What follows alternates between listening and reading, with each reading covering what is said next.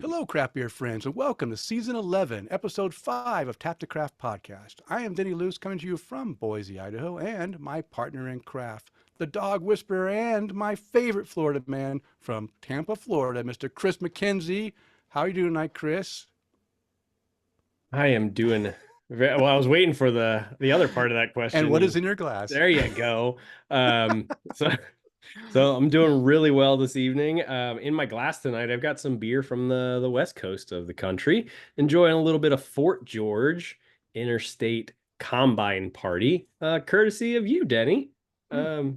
4.6% pale lager, and really enjoying this one. Like you said it earlier before we got started, it's a little earthy, Mm-hmm. but I'm really enjoying it, and wouldn't have gotten to try it if it wasn't for you. So All right. Well, so great. thank Well, you very hey, much. hey, before you take a sip, we have a guest on tonight. Would you like to introduce our guest? Yeah, I'd love to. So Sarah, is your last name pronounced Real, or is it Real. Real? Okay, cool. Didn't want to butcher it. I was like, it couldn't just be real. That would be way too easy.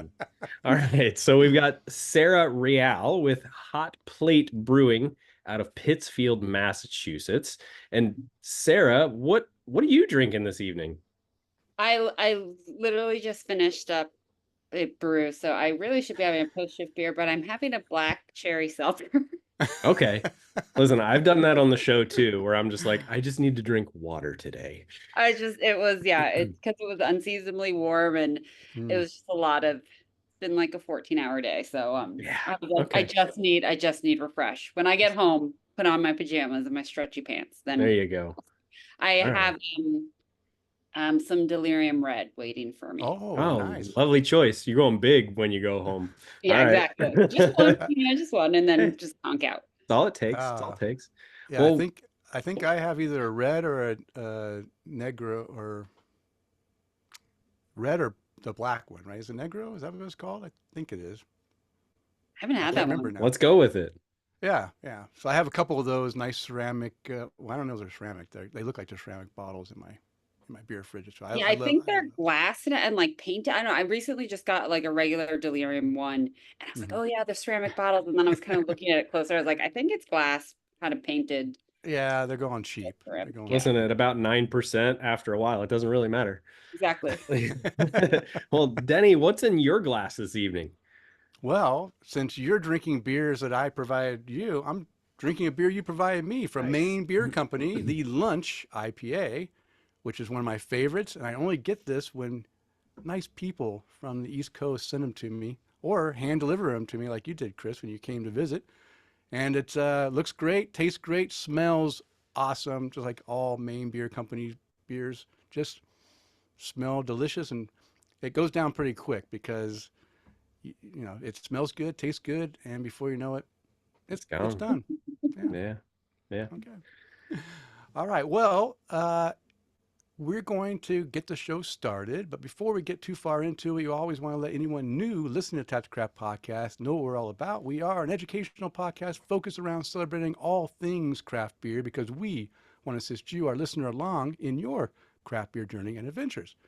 And you are listening to episode 265, recorded on Monday, September 16, 2024.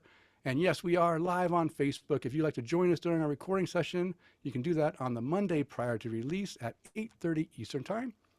And in this episode, we're going to learn all about Hot Plate Brewing out of Pittsfield, Massachusetts with owner brewer Sarah Real, as well as having some great beer conversation.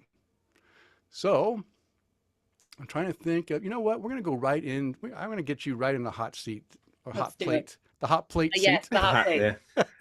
Well, we And also have it's, Jim Kudzall on with us too. Him and his wife Tara were mhm. visiting you guys back in May, hence the connection to get in Yep. touch with you Yep. guys. And he had nothing but great things to say about you guys. So we were like, well, let's get him on the show. Yeah, yeah. I wanted to find out what really. I mean, they were really excited after they got done visiting, and I want some of that excitement myself. So I'm looking forward to Good. finding out Good. what makes hot plate so exciting. All right, so Sarah, we like to learn about people's craft beer journeys, and this is your opportunity to share your craft beer journey with us. So Really. How did you discover craft beer, and what was that gateway beer that you said, "Wow, this is better than the other stuff"?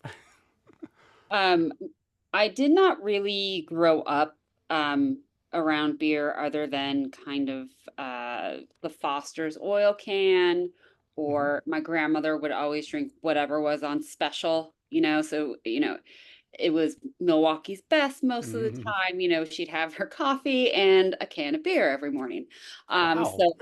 I didn't really get, and the Mexican side of my family, very, Corona Tecate based.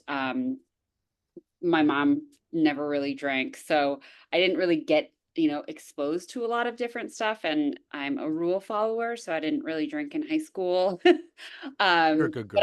I did go to Penn State, so I really Okay. learned how to drink terrible, terrible beer, massive amounts of terrible beer.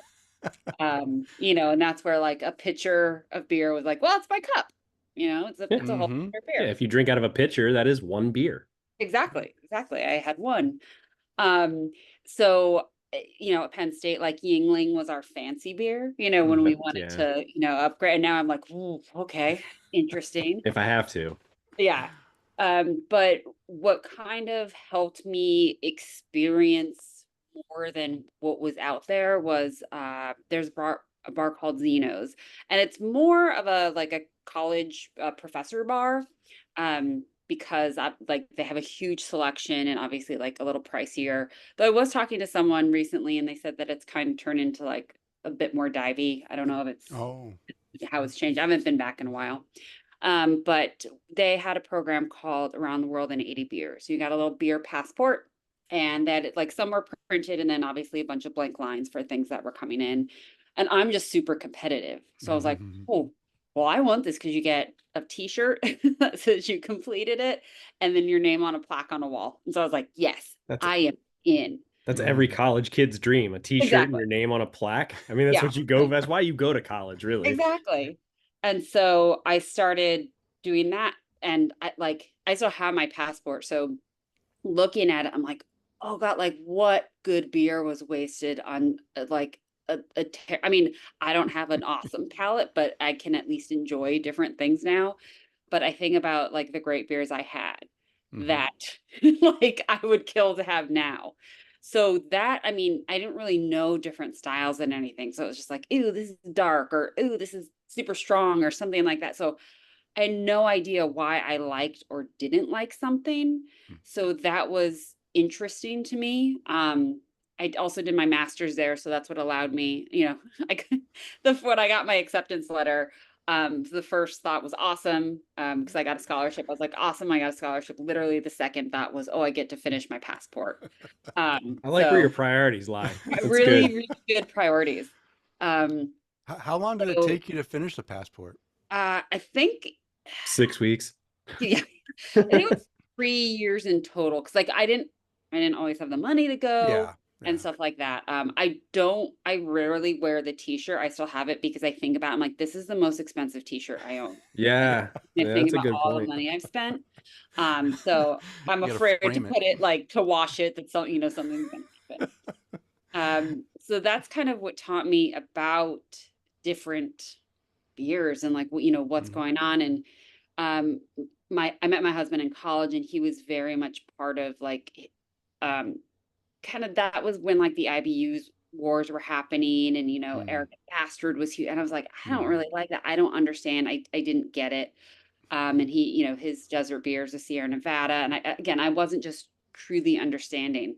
And then looking back on it, I was like, oh, Blue Moon, that's something a little different. Hmm. Um, so then that kind of started making me understand, and as I think about it now, I would have never been able to talk about it in this way, but like that's Hmm. what mouthfeel was about, and Hmm. having aroma versus what you're actually tasting, Hmm. what the feeling on your palate and all that. Like, oh, this is different. So that's kind of what got me, and I really liked there was a Lennon Kugel's raspberry one or cherry one. There were a couple that just like, and the Lennon Kugel's shandy. Yeah. All the Um, Always a shandies. winner. Yeah, yeah, honey brown. I did a lot of honey brown. I don't know yeah, why. because Magic Hat that's number what you nine. knew. Yeah, exactly. Magic I Hat did the number same nine. thing. definitely one that I was just like, once I kind of was like, oh, what is this? This is interesting. So those were the handful that kind of got me started and understanding there's more out there. Yeah. And then when I was traveling for work a lot, well, and then I moved to New York City, so just you have so many different things there and a lot of breweries opening up there. But we used to just go to brewery. Like that was what we would do if we were driving. We drove cross country twice, and we stopped at breweries each way. And then I was traveling a lot for work, and I was just like, oh, it's lonely on the road. I'll go to a brewery. So Always it good was friends there. yeah, exactly. Yeah. Exactly. So it wasn't, it wasn't that like, oh, my dad drank this or my mom drank that.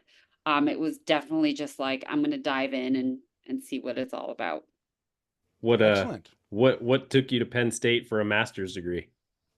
Well, I since I did my undergrad there, I told my mom when I was applying for schools that I thought college was too expensive and I didn't understand why I had to pay for it. She definitely laughed. And I ended up getting a scholarship to undergrad as well. Okay. What'd you study? So, um, telecommunications is my degree, so like media studies, that type of thing. Okay. My master's is in contemporary First Amendment theory. So that's you're- only really come in handy like during like trivia one night. Thank God it was a scholarship, right? Yeah, exactly. And then also, when people want to say like, yeah, shout about the first, like, you're taking away my First Amendment rights, and I'm like, oh, you're so wrong. You're just, so it's good for a debate That's about good stuff. I love it. It's good for trivia night, but that's about it. Okay. Does it help you in brewing beer as well? Oh God, I wish it did.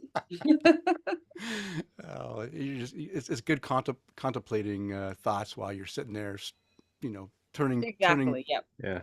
Yep. doing Pulling your that- thing. Yeah. Pulling that hot grain out of the tank, always good. Do you have a favorite beer style, or do you have like a go-to beer, Sarah? I love saisons. Hmm. Saison DuPont is one of my favorites. Really any sort of Belgian style. Like for some reason, saisons are not something that people like around here. Mm-mm. Yeah. I've tried to push it. So pushing it to the point where I made some and now I'm kind of like scaling back a little bit and I'm just going to do small batch releases so I can Yeah. still have some fun. Yeah. Because I also use them as an opportunity to because you can play around with them so much. So it started when we were home brewing when we were in Brooklyn, and I hate beets, and we had a CSA, and like by the end of the season, it was like all beets, and I was like, I don't want any more beets. So I was like, oh, I'm just gonna throw them in a beer. So they were golden beets. So it just Okay. added a little bit, and then I was like, oh, I kind of like adding vegetables. So when we moved here and we were bringing our homebrew grain before we opened to a farm, I'd always be like, hey, what do you have that's kind of on its last leg? So I did like a rutabaga saison, a turnip saison.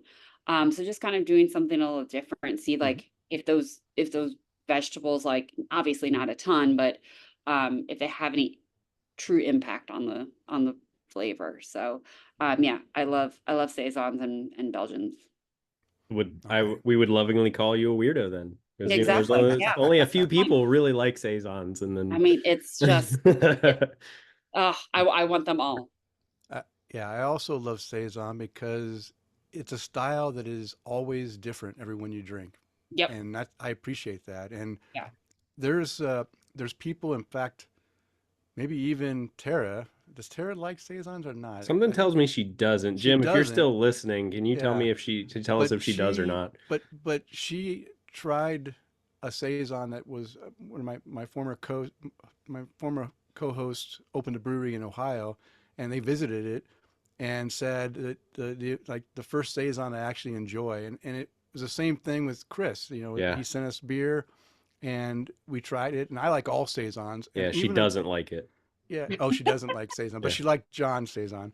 Yeah. But both Kris and Tara, both who aren't really fans of saison, really enjoyed that one, as well as me, who loves saisons. I thought it was well done, as well. So it's a great style. You just gotta maybe just find the right, make it a light saison that Yeah. isn't too much, and then get them hooked, and then you can start amping up Need to those amp it up a Then, flavors. little bit. yeah, then funk it up. Yeah. Oh, Tara said she likes saisons better than Jim. she So likes them better than Jim, or better I than Jim likes saisons? I think Tara likes them more than Jim does. I think that might be the best way to say it. Oh, all right. Okay, so how about a style that you disliked at first, but you've grown to enjoy over the years? Mm. There's got to be one, right? There's one that you just Oh, yeah, absolutely. they're absolute. I mean, I would say Pilsners. Hmm. Um, I I didn't understand because kind of Pilsner Cal was like the ubiquitous, like this is Hmm. this the North Star of Pilsners. And I didn't like it. I'm like, oh, why don't I like this? It's like it's such a perfect beer. Like it's nice out. It's just, it's just a perfect beer You all the want to time. like it. Yeah. And so I was just like, why don't I like it? Um, and so we ended up going to Pilsen, and I was like, okay, if I don't like it at the source, and we took the tour where they scoop it out, down in the basement Hmm. area, in the bowels of the building. I was like, if I don't like this, then what on earth? And so I did not like it. Oh, I did was you try? like, Did you try Milko style though? Did you do it with the whole yeah, so head? that Yeah. so again, like, and then once I started learning about Luger, I was like, okay, but let me try it. So then I kind of started digging into it. It's like, okay, what is it? I'm like, okay, well, I like all these malts. Then I realized I don't like the Saz hop, Yeah. which I Yeah. know is like blasphemy to many Spicy. Yeah. people. The spicy, But sometimes once I earthy. once I got that, I was like, okay, so I can have it now. Knowing what it is. But Hmm. any time that like there's a beer that's like I'm just like, nope, it just does not, it's not pleasing for me. Yeah. Yeah. So that was definitely one, and it's not a bad beer by any means. No. Obviously, it's been No. around for a super long time, but I'm just not a Saz hop fan. Yeah. So to me, a lot of times, I was also years ago, I didn't like Pilsners because of the same thing you just explained, right? To me, it almost sometimes I'm drinking it and I feel like I got graphite, like Yeah. I just ate some pencil in my mouth. I'm like, this is not enjoyable. But again, our palates change over time, especially as you Mhm. become more drinking different things, and you start to open up your palate, and you as you age, your palate's changing as well, maybe not as sensitive to these flavors. And now yeah, you give me any pilsner and I just scarf them down because I enjoy them. But there Mhm. was a time where I just couldn't drink them, and then eventually now I love them. Yeah, And and especially now that there are so many Italian pilsners out, like Oh we yeah. we do an Italian pilsner. So that's one that to me those are kind of like a saison. Like all Hmm. Italian pilsners seem very different to me. Hmm. But yeah, I've definitely gotten on board with pilsners. I'm still working towards the pilsner. Okay. oh, Vic Johnson said, he goes, I like her. Pilsners are the worst. Well, on that note, Vic, Sarah's what's a brewery or a beer that doesn't get enough love? Oh man, there are so many. Okay, Um, pick two. oh gosh, you. Um, oh boy. Uh, I mean, there really are so many. Um, I mean, just thinking kind of, my orbit. One is the brewery at Four Star. So Four Star Hop Farms is a hop farm here in Massachusetts, and they opened a brewery about yeah, 3 years ago, like mid 2020 or mid 2021. The time you Wow. want to be The opening things. best time to open any business. And they used to do a lot of grain, and now they're kind of moving over more towards just hops. And so what's awesome about them is their beers are only their hops. Some of Oh. their beers are only their hops and their grains. So they are super unique. And Chris Hmm. Sellers, the brewer there, he's so knowledgeable. He's so chill. and he has always, you know, really just answered all my questions and things like that. So that's definitely one where they do some cool stuff. I did a collaboration with them on a West Coast and IPA. And it's funny, I was kind of working on reworking my West Coast IPA at the same time. And we were going back and forth about the recipe. And then we decided on it. And then I was tweaking mine. And I looked at his and I looked at mine. I'm like, why did I make mine so complicated? Like he just he just gets it done. And it's really good. And then and they're a bit of a hike, but like it is just fucking gorgeous. Like it is, you know, it's an awesome place. Yeah. And Liz, the hop farmer, I met her through, I was doing a continuing education course for like the business of beer through UVM, and she presented kind of on agriculture. So it's family run, it's a great organization. And then the other one I would say it always has a special place in my heart is Strong Rope in Brooklyn. So they're 100, you know, they're a 100% New York farm brewery. They get some grain from so Hudson Valley Malt is since we're so close to the New York border, it's about an hour drive for me, and I get my flaked corn and my flaked oats from them. But Strong Rope gets, I think, the majority of their grain. But they'll send it down on like a boat from down the Hudson to Brooklyn, which is pretty badass. I don't know if they always do that, but there are some, and they'll call it out on the menu. But when they first opened, we were still, you know, there weren't that many breweries in Brooklyn at the time. And to me, there's something about that local malt. And every time I have New York farm beers, like there's just something about it that I absolutely love. And so they built a second location so the first location is in Gowanus, the second location is in Red Hook. And it is gorgeous, like you see the Statue of Liberty.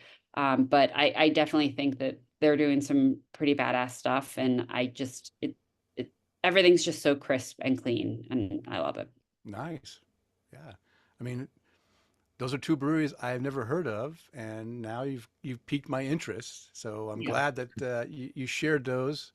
And if I'm in those areas, I will try to look for them and experience it and see why you love them so much. Okay.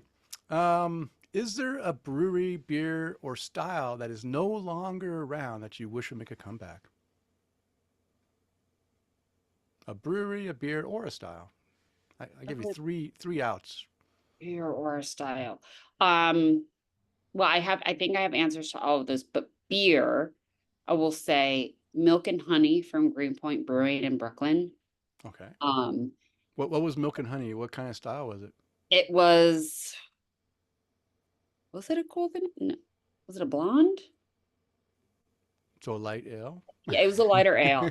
And that is definitely one. So that was the first beer I had with lactose.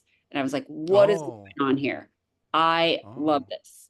And I was just like, I fell in love with it. They moved locations. They no longer make it.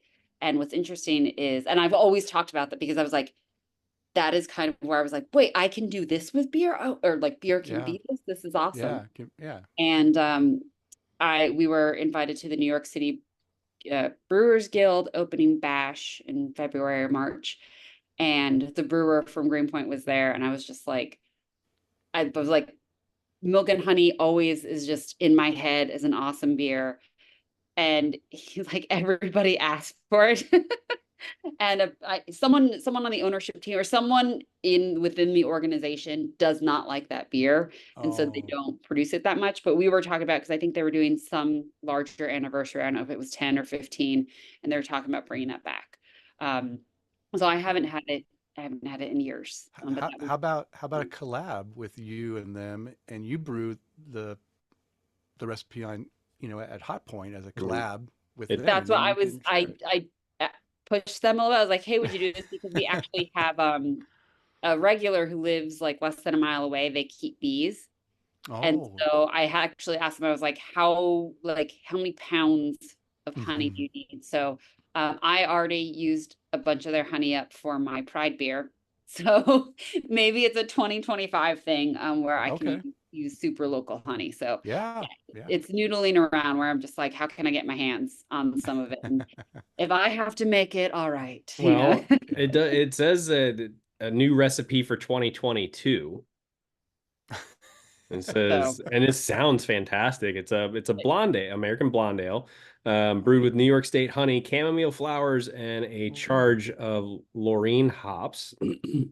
Aromas of wildflower, honey, chamomile tea, honeysuckle, and citrus. That does sound pretty Wow. good. It does sound good. Who would get rid of that? Yeah. I know. That's a summer beer just waiting to happen. I wonder if it was financing. It sounds like it might be a little bit expensive to brew as well. Maybe they didn't want to put all that money Yeah, into it. it's interesting because we kind of barter our honey for Oh. beer. And so when I was thinking of doing another honey style, or adding honey to another beer, and I looked at the prices of honey, I was like, oh no, I Mhm. will not be Yeah, doing it's that. Yeah, it's insane. really Yeah, expensive. I get it. And people are even checking into it on Untapped this year, Oh. Then maybe they did release it. Or maybe but it might be old because there's only 2 check-ins, May of this year, and then everything else is October of last year, May of last year. I maybe don't know. You guys are just gonna have to brew it. yeah, I know. Well, that's Do your the own goal. version. Yeah. All right. We'll just take the beer. That's a good. That Yeah. was a good choice there. Yeah. Well, And Kris, we shouldn't ask the last question because no, because I mean, I would go ahead and ask her just in case she right. wants. Maybe Okay. she has a different answer. maybe there's one on deck that she's like, Uh-oh. I know, right? Are you ready for this? I am. Okay. So if you were able to name a beer and or a brewery, what would you call it? She's like, I call it Hot Plate, duh. So I keep a list of names in my phone of beer names. Some of them I've learned to start dating them because I'm like, what on earth was I thinking? And also I can tell like if I'm adding to the list when I've had too many, because I'll think something's hilarious and the next day I'm like, what? Why? Like, this is terrible. But I think one that we are thinking about is attention to detail, TOO. And I don't know, it's just funny to me. I like that though. Because But nobody yeah, can use the right version. Yeah. Or you could make something with the word there, Exactly. there. Or just all the there. Yeah. Yeah, we're there and there here. So Okay, Yeah, good. I'm call it glad the we triple asked the T. question. Gotcha. I didn't know if you would have picked another brewery name because the choice of Hot Plate wasn't your first choice and you just went along with the ride. But yes.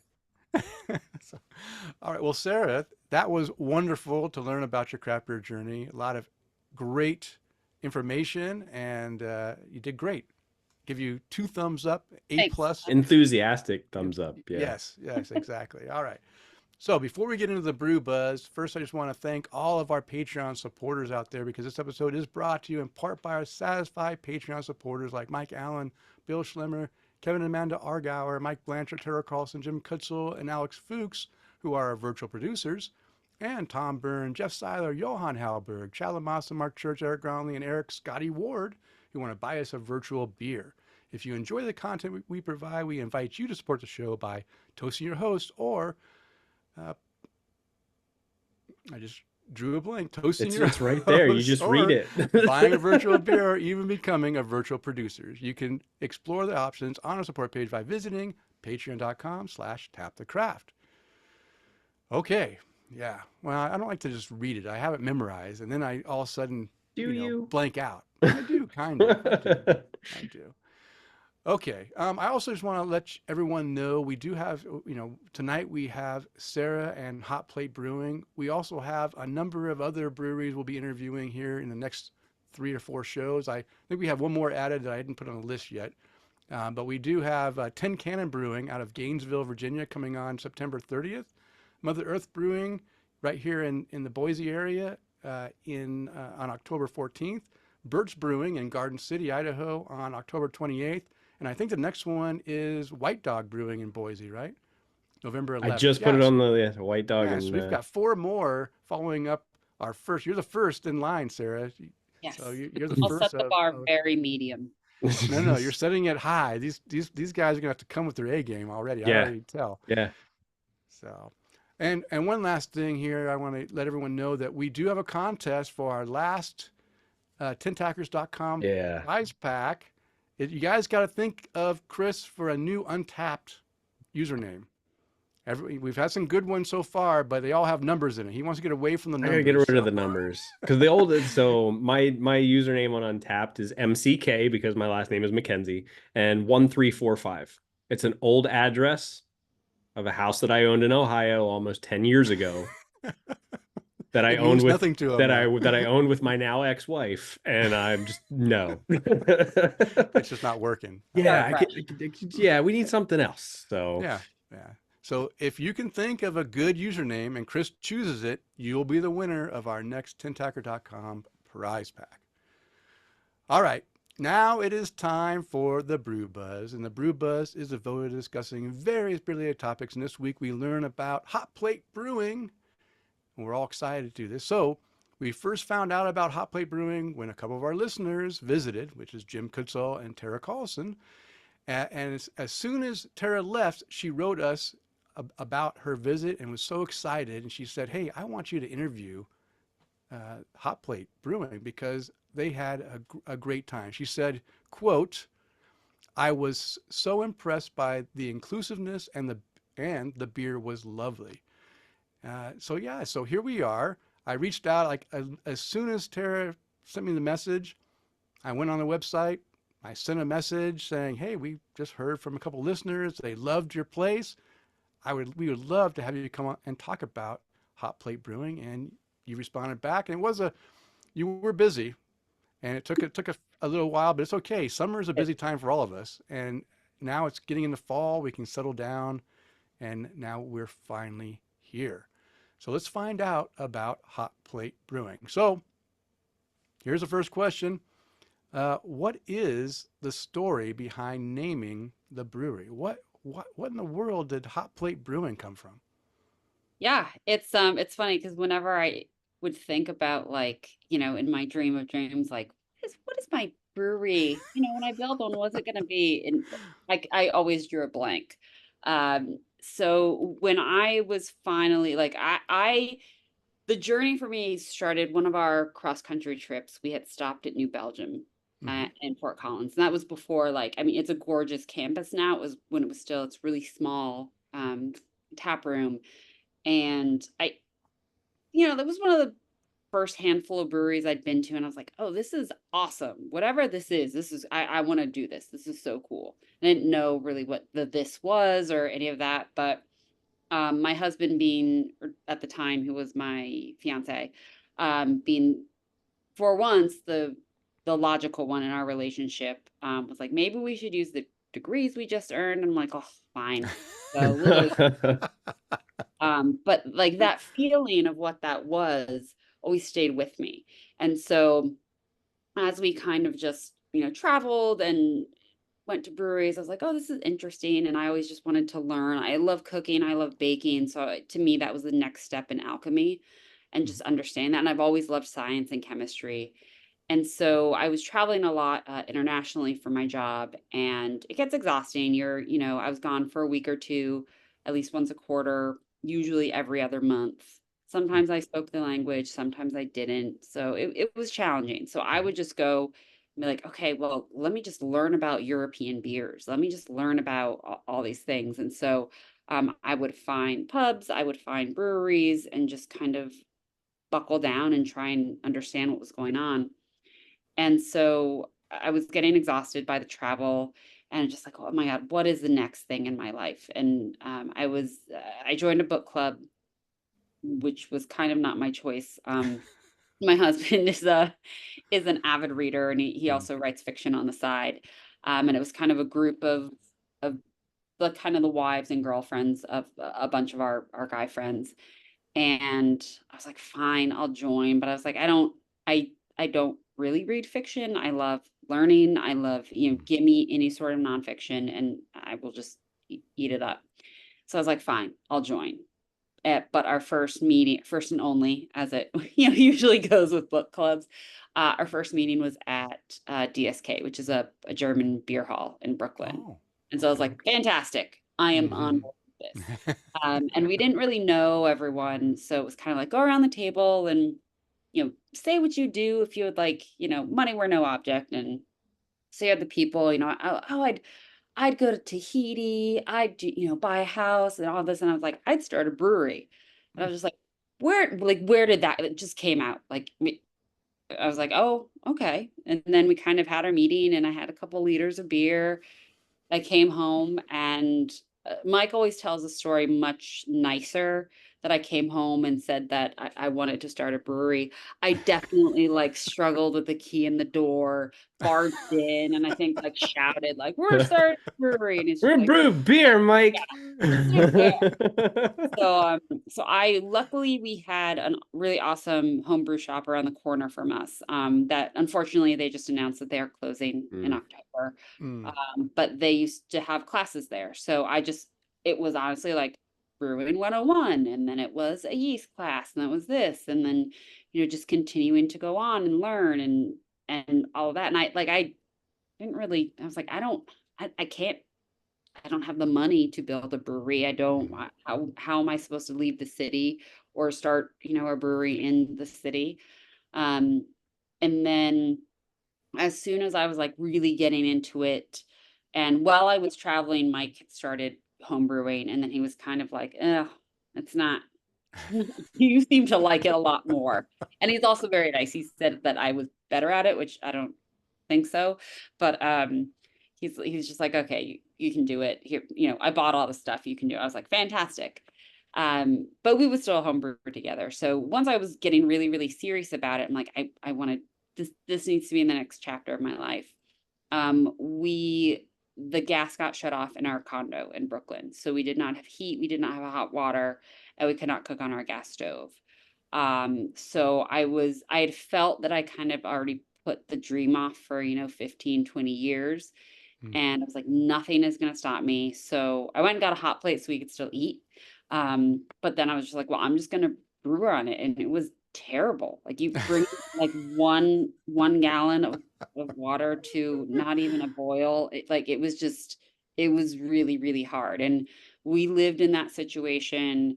It escalated to where, we were supposed to have the gas turned back on, and then they started kind of cutting into our ceiling, and it was the whole building. It wasn't just our unit. And so we lived with that for about 3.5 years. So it was brutal. It was a brutal time. And especially winters in New York City, not fun if you don't have heat. So for like, to me, I was just like, well, let's just name it Hot Plate, because to me it was a symbol of just doing what you can with what you have and really just keep on keeping on. And I was like, everybody asked if I was nervous about brewing on a commercial system. And I was like, no, because I brewed on a hot plate. Like, come on. So that was kind of it. And I know, and some people are like, well, why don't you serve food? And I'm like, oh my gosh. But No, too much. to me, it's just, it's symbolic. And, we wanted to make sure, obviously it is a crowded place. When you think about why would someone open another brewery? It's like, how can we differentiate ourselves? And that was kind of a starting point, because it is, it doesn't really have much to do with beer. Well, now that makes a little more sense now that you've talked about where the name came from, because even Jim, who came and visited you guys, was like, they have the original hot plate on display in the tap room. And I was like, what? Why? Like, what? Yeah, it's mounted on the wall. People ask if we will take it down to do kind of like special brews. And I'm like, no, absolutely not. I will not. And it's not even like, we ended up upgrading eventually after like a year and a half to like a nicer hot plate so that we could do larger batches. But this is like the Cuisinart, like 2 ceramic, but like it was that I got at Target. Like it was not, there are very nice hot plates out there now. This was not it. No induction, no. Yeah, it wasn't an induction or anything that would have actually boiled. No. That's funny. Well, Denny, do you want the next one or you want me No, to no, take no. it? Go ahead, Kris. Okay. I'm just marking off the ones she's already. So you did Okay. a great job, and you answered two Okay. questions in one. Perfect Beautiful. job. Yeah. Efficiency. Name of the game. Right.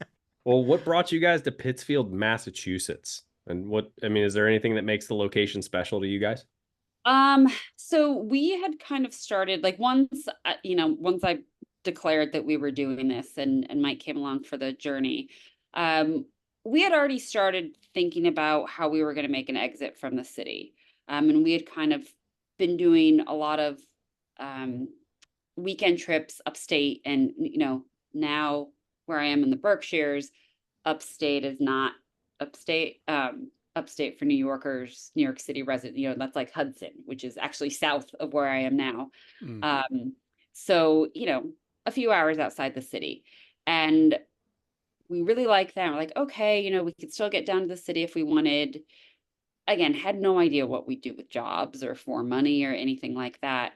And then Mike had started, since he writes fiction on the side, one of his writing mentors worked at Williams College in Williamstown. And so he would actually come up to this area, I think like 4 or 5 summers for a week-long writing workshop. Hmm. And so, people are like, oh, you should kind of check out the area.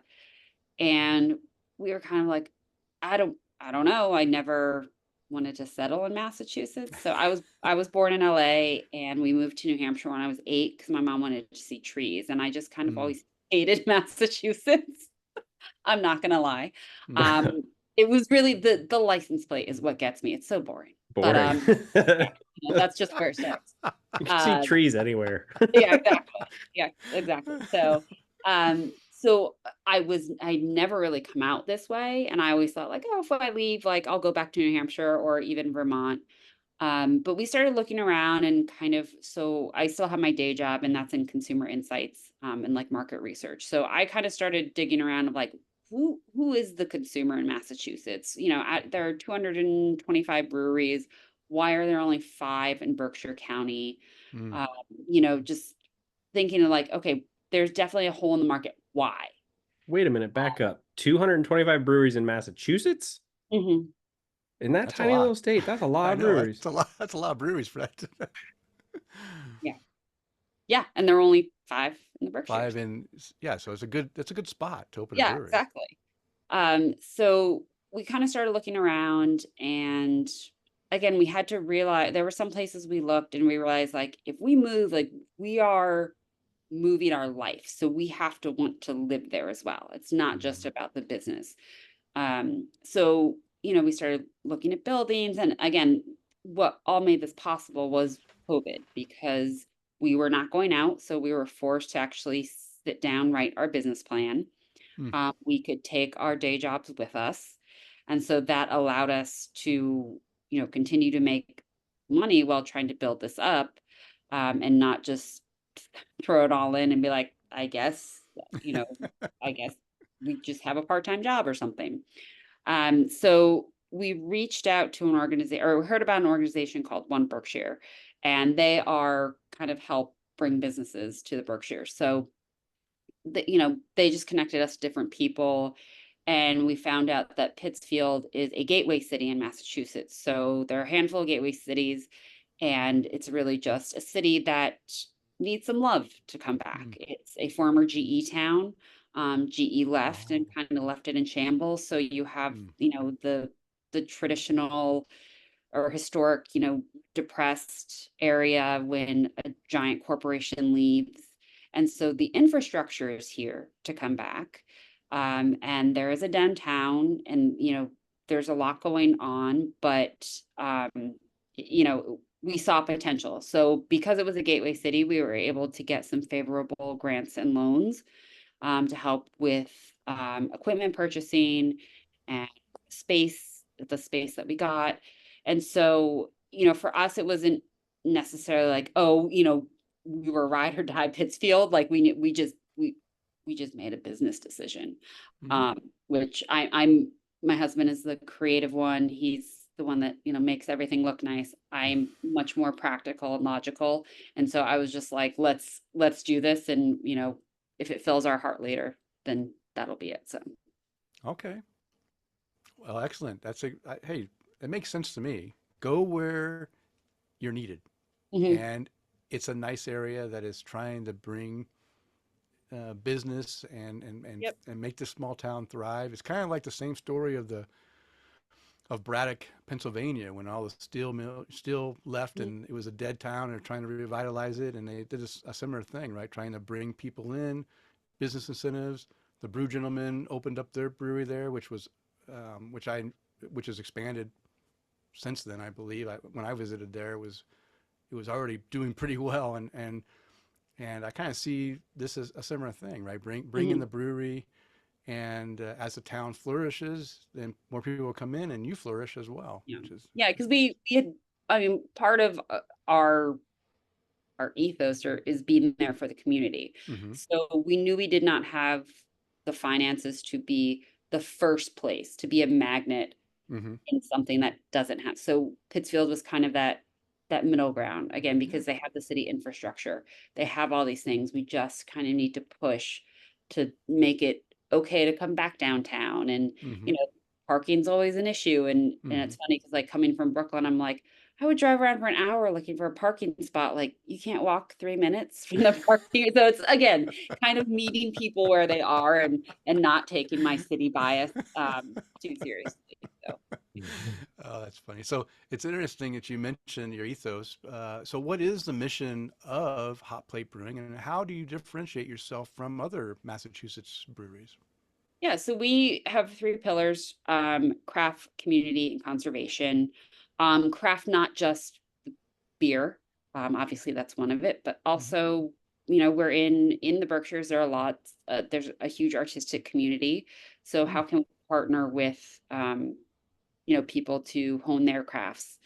Obviously, community is the biggest thing. We would be nowhere without our patrons and those who support us, but also kind of with community is changing the idea of what a brewery is and taking away the stigma of beer.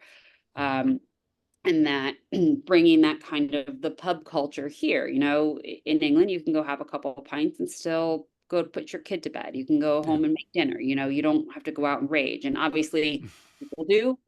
That's a international thing that people do. But we want to be able to have this be like, you can have a couple beers and it's okay. Also, bringing a third space to an area that we lost so many third spaces during COVID. It's a place we have board games. You can bring your Mm-hmm. kid, you can bring your dog. Someone brought a rabbit on a leash one time and that was adorable, So for us, it's about being here and creating a space for the community. Obviously, there are challenges with that. Not everybody likes everything that we do. Not, people don't like change, and that's okay. I personally don't like change, Mm-hmm. but it takes people to stay strong so that we can say, hey, let's bring this community back and think a little bit outside the box, and be there for people. Yeah. And part of that is we have a community line. So one of our beers, $1 for each pint goes back to a 501(c)(3) we support. So during Pride, that goes to our Berkshire Pride group. Mm-hmm. Uh, we do.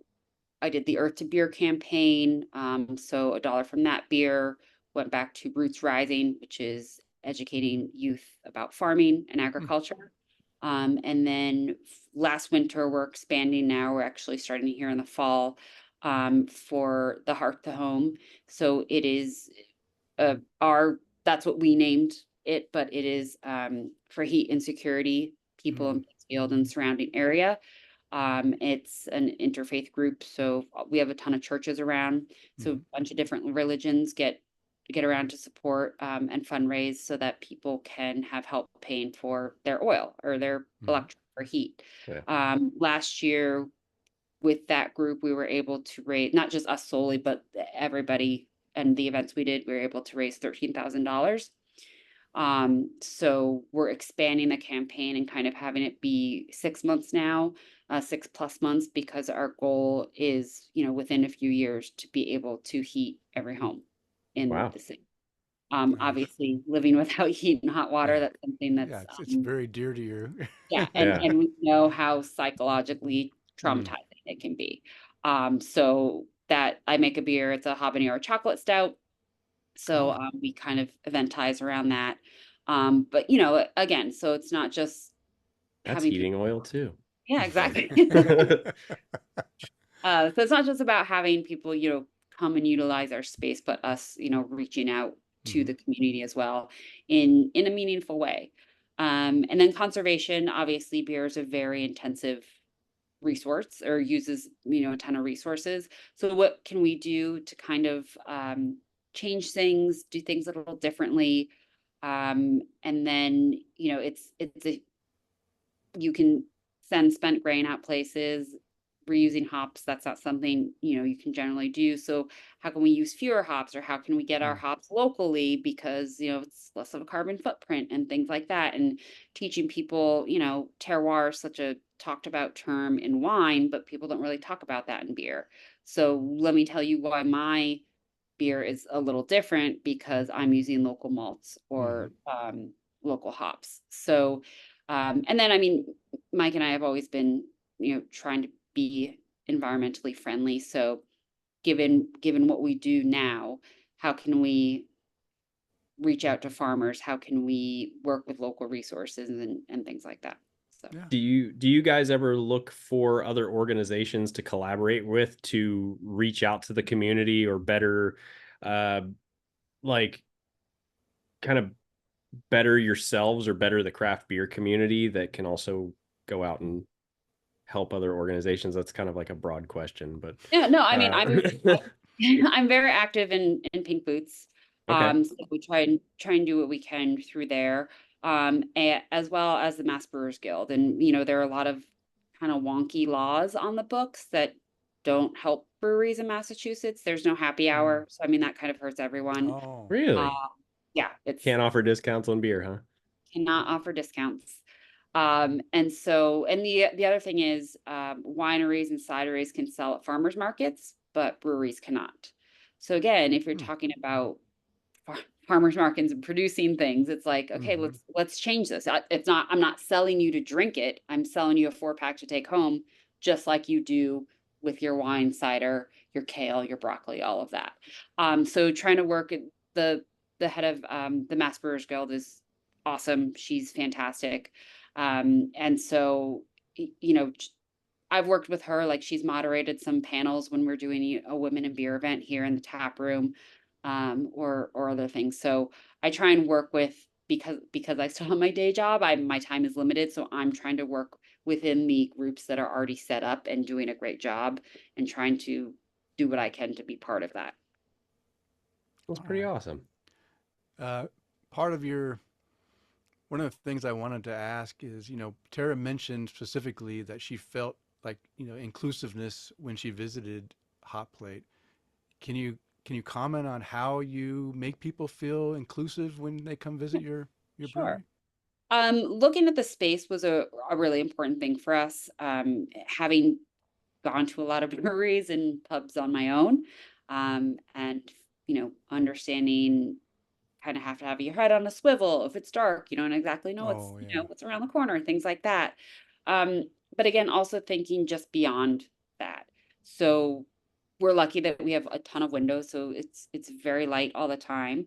But keeping the music a little lower, so that people who might be hearing impaired, they can still enjoy a conversation. Hmm. Having those who have low vision, like we have, our fire exit path is actually carpeted to both doors. So there's a change in the texture on the floor, Mm. so that you can understand how to get safely where you need to go.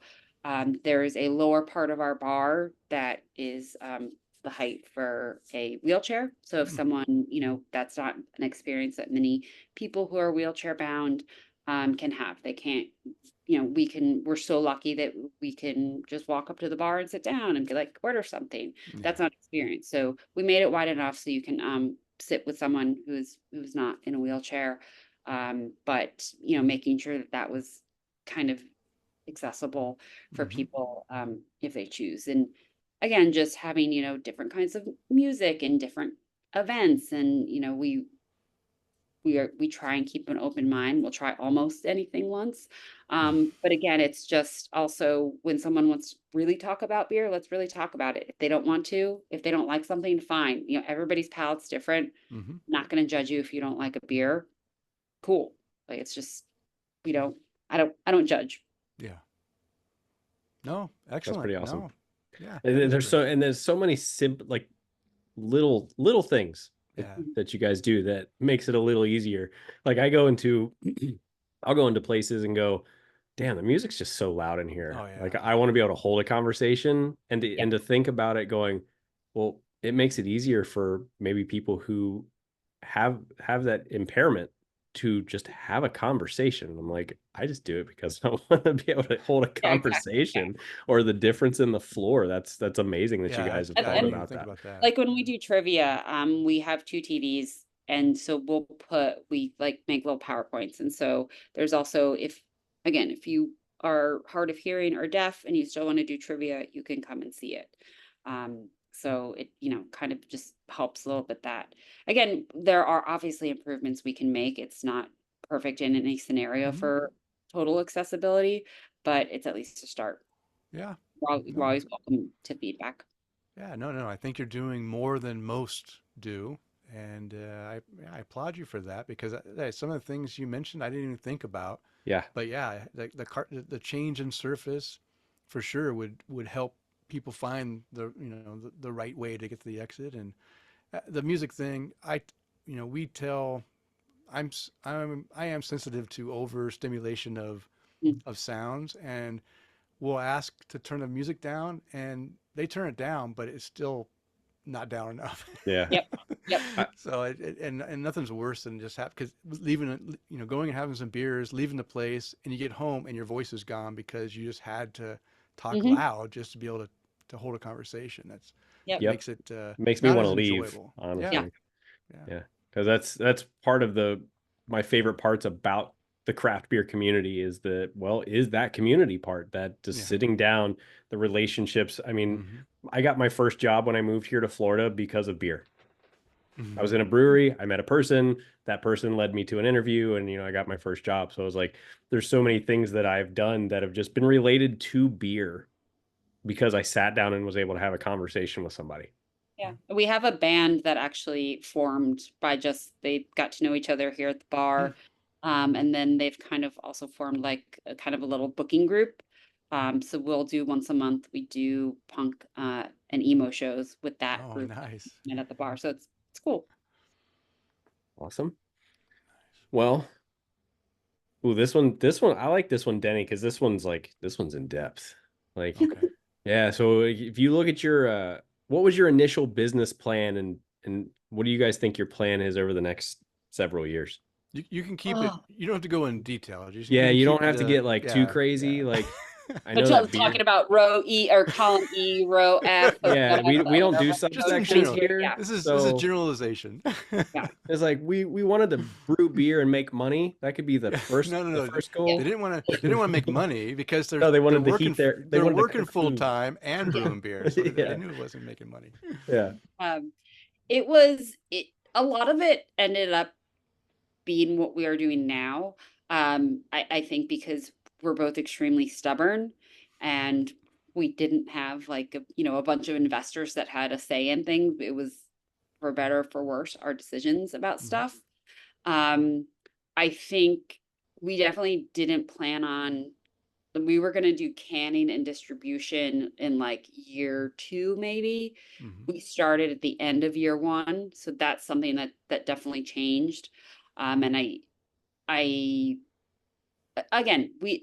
one of our friends who was looking over our business plan and financially is like, you're not planning for success. You're planning to just make it. And I was like, wow, well, that's great. I could dream big, or I could just kind of be practical. So I think that's one of the things that we didn't plan to have people asking for our beer in various locations and things like that. So that's something that's changed, that we do can and keg distribution much earlier than we had planned. But for the most part, it's kind of lined up. I think we thought that there would be more bumps in tourist season, Mm. which, in the summer, but luckily it kind of all evens out. Mm. I did the BA mentorship program, and on one of my rotations, there was a finance guy, or a guy who ran a brewery, I think off one of the islands off, Seattle, or sorry, Washington, or that the Pacific Northwest.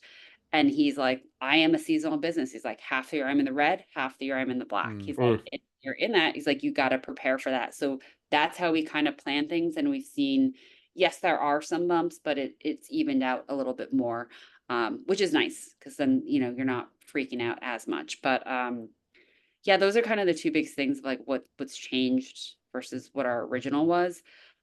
In terms of the future, we specifically named it, Hot Plate Brewing, because we didn't want to do it beer, because we're not going to go super deep in beer, because there are so many breweries closing. This is a Mm. changing environment. So what else can we do? Can we do writers retreats? Can we do, what is it? How can we move our values outwards, Mm-hmm. and not just go all in on beer? So what that means, I have no idea, because until I can quit my job, I can't think about anything else.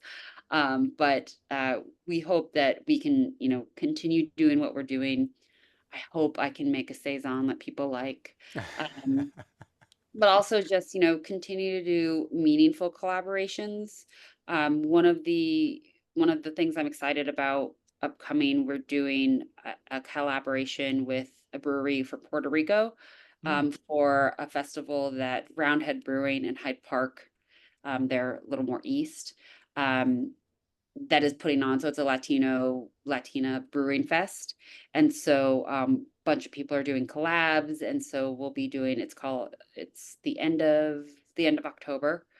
So if anybody's in that area, I think you can get tickets.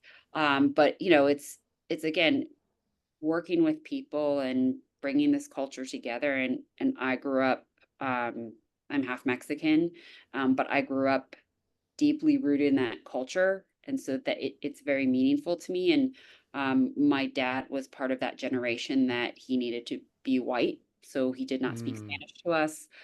He had to assimilate himself, but my grandmother spoke Spanish to us, and so I can understand it more than I can speak it. So Same. understanding there is a generation, of kids like me who grew Mhm. up and are in this kind of limbo. So working and feeling okay that I identify as Latina, just because I don't speak as fluently or don't have the same connections, it's like this is who I am. And so it's nice to be welcome in that community, especially in beer, as there are fewer than 1% of women and minority owned breweries in the United States. So Mhm. the fact that I can be included in that festival is really cool. Yeah. No, that's great. That's great. And you even kind of answered the question that I marked off, because I don't want to keep you too long, and I've got a lot of questions, but we haven't even talked about the beer yet. Okay. But no, I like you thinking about the future, not necessarily revolving around beer, but other aspects that can be with beer, and other things that can help, keep you guys going. And Mhm. that's you need that. You need to provide something special that other breweries aren't providing, or other businesses aren't providing, that will keep those seats filled. Mhm. And if they drink beer, that's even a bonus on top of it. Exactly. Yep. Okay, let's get into the beer.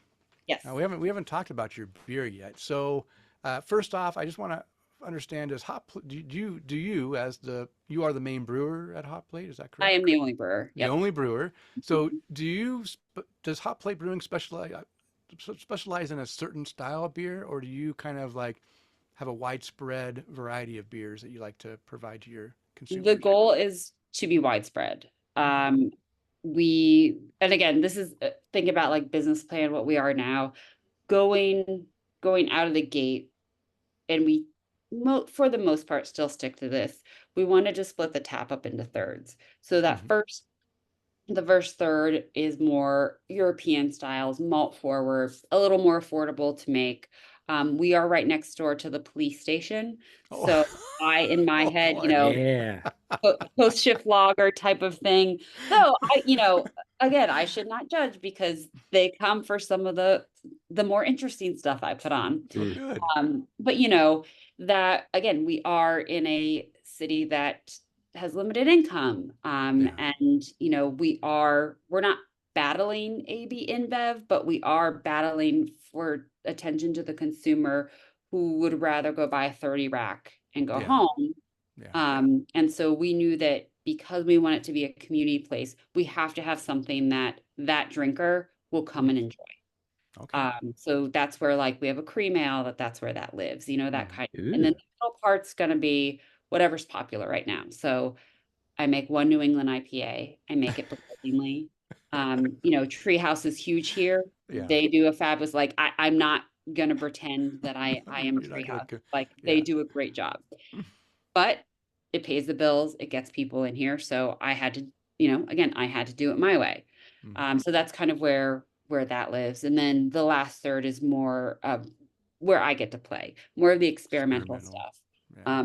So I like to have things we have, I think 4 or 5 beers that are always on now that we just saw we took them off, people asked for them, and they do pretty well. And then be able to pepper in things that I want to do.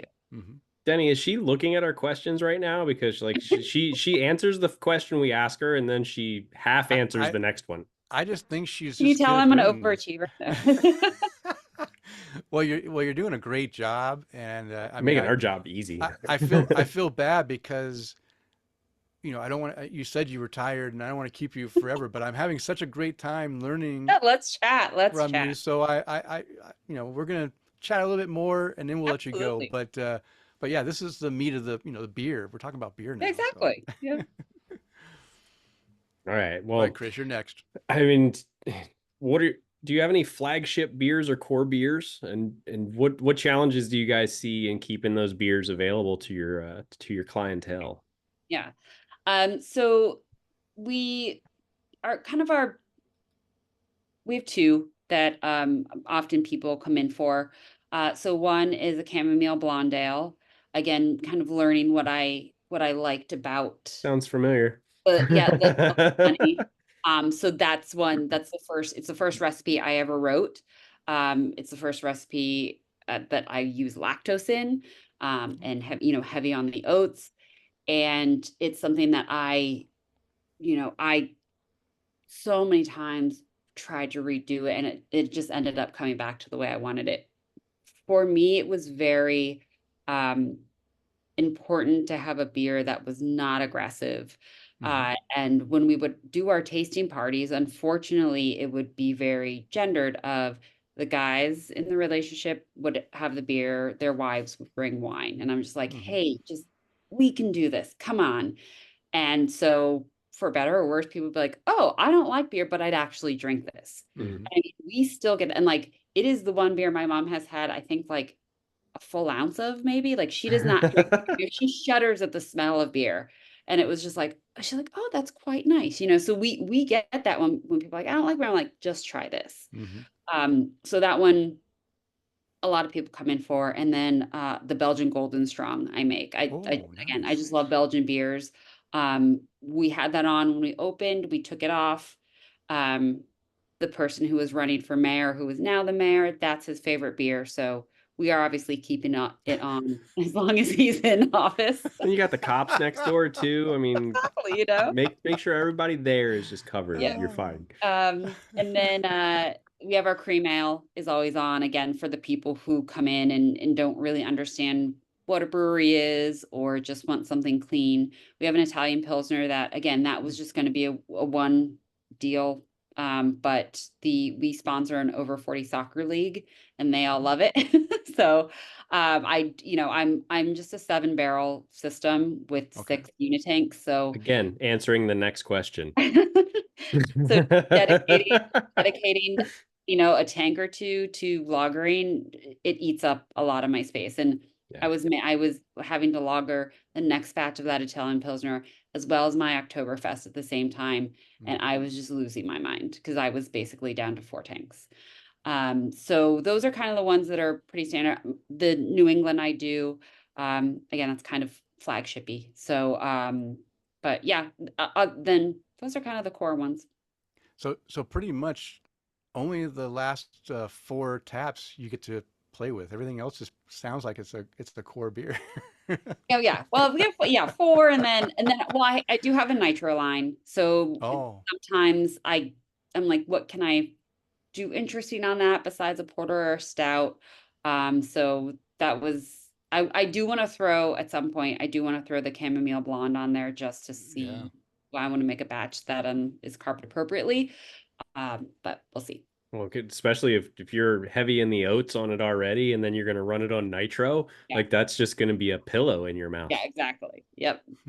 A sweet honey chamomile pillow. Yeah. Yeah, Right now we yeah. have I have an English IPA on nitro. Oh Okay. wow. I love that you went English Going with it. going for the original East Coast IPA style. Yeah, we did. It's far East Coast. Yeah, we have three IPAs. We have a New England, a West Coast, and an English. And so it's funny when people kind of see IPA, they're like, I want all three, and I'm like, what do you like in an IPA? Yeah, Because yeah, yeah. they're They're not the same. different. Yeah. They're very different.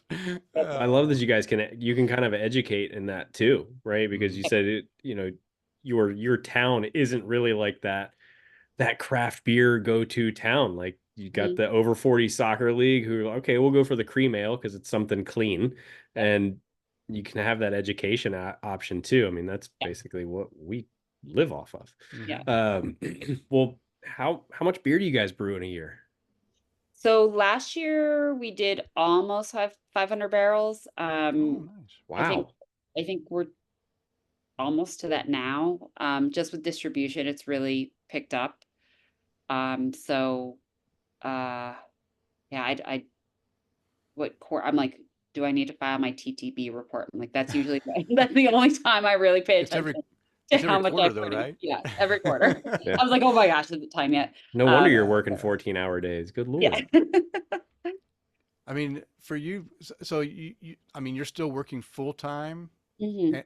and is Mike also working full time? No, he was working full time when we moved. He is unpaid full time with Hot Plate. Okay, Unpaid. I So like that. unpaid. okay. So Yeah, so when we see that you open 7 days a week, that's because Mike's at the bar tending. yeah, he'll tend bar. We do have three part-time employees. They Okay, are all teachers. So okay. usually like Mike will open and they'll come in the afternoon. Mondays, Sundays and Mondays, usually Mike and I switch off. But yeah, the summer was great having them be able to kind of pick up more hours and stuff. But yeah, it's my therapist is often like, "Do you know you're burnt out?" And I'm like, "I don't say that word. Don't say that word." Welcome to the club. Yeah, Yeah. exactly. Welcome to the club. Yeah. But I mean, it's, I'm hoping that it's an awesome thing to be able to be tired from And actually something you brewing enjoy. and Yeah. working my job. And I hope that I can put in the hustle for 5 to 10 years and then be able to make some money that I could actually like hire an assistant brewer and do all those Hmm. things. So Yeah. it's a good problem to have. Mhm. Yeah. Yeah. So you mentioned earlier about using unique, locally sourced materials. So can you talk about how you source your ingredients? Do you try to get all of your ingredients locally sourced, or you still have to get stuff outside of the local area? I would love to be able to afford to get everything Yeah. local, but again, that's kind of one of those catch-22s. Like if everybody went local, the local producers could not keep up. So how do we True. balance all of that? Hmm. So I'd say the majority of my grains are from like raw and BSG. We have two local maltsters nearby. One is Valley Malt, and they just commissioned a new malt house like 3 years ago. So they have an awesome operation. And I've become friends with the maltster there. And so they do some really cool stuff, and I get some grain from them. We also have the a he is a dairy farmer by trade, but he malts as a hobby, and he like built his own little malting hut and stuff. Okay. So he's about 45 minutes away, and every time I use his malt, I can tell the difference. Just like with strong rope, I'm like, I can tell what that is. It's just, it brings this unique, I don't know what he does. But I think he used to get his grain from Maine, but I think he's moved to another farm. Valley gets a lot of their stuff, obviously Massachusetts, New York. They do farm tours every year, so they invite a handful of the brewers that use their grain. So we got in a van, drove out, and so I actually got to meet the farmers that are doing the grain and talk to them and understand their trials and their tribulations and just all the science that goes behind it. And it was really cool. So that meant a lot to me to like, see that, and that makes me want to purchase them more within budget. But like I said, I get my flaked oats and flaked corn from Hudson Valley Malt, about an hour Oh, yeah, away. that's right. That's right. Yeah. They also, it's nice, they're right near Suarez. So I will, I'm like, oh darn, I have to go pick up grain and then I'll stop by. So I do that. And then hops from 4 Star, I'd say about 50% of my hops come from them.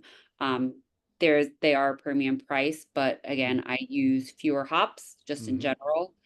And there is a significant change in quality from them. So, and then other than that, I try and I can't do local yeast. I mean, I don't have a cool ship. But I can dream big. Maybe we'll put that in like the 10-year plan.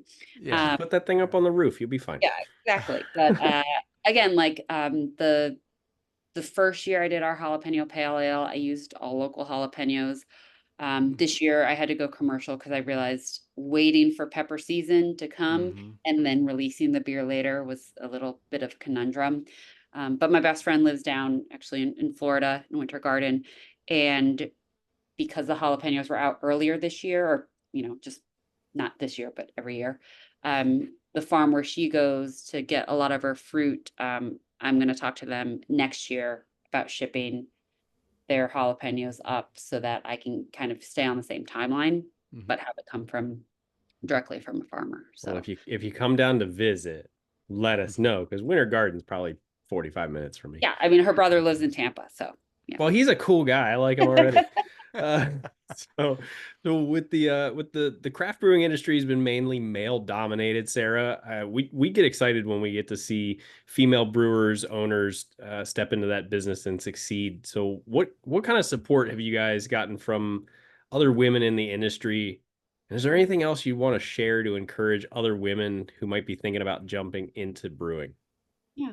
I mean, I was really lucky when I found out about Pink Boots, that the New York City chapter was so big and so diverse, and it definitely spoiled me, because I was like, what? It's not an issue with group. Get all of us. And then you go elsewhere, you're like, oh boy. Yeah. But part of why I got into the game so late, and I do question every brew day, I'm like, why am I leaving a desk job to go to a manual labor job as I age? That's, I'm supposed to do it the other way. But I didn't see myself in any aspect of it. I also didn't know everything about it. Like I always wished I knew that yeast science were a thing. I think it's so fascinating. Same with hop science and sensory and all of that. There are so many different parts of brewing besides just the actual brewing of the beer, that I don't think have a lot of representation.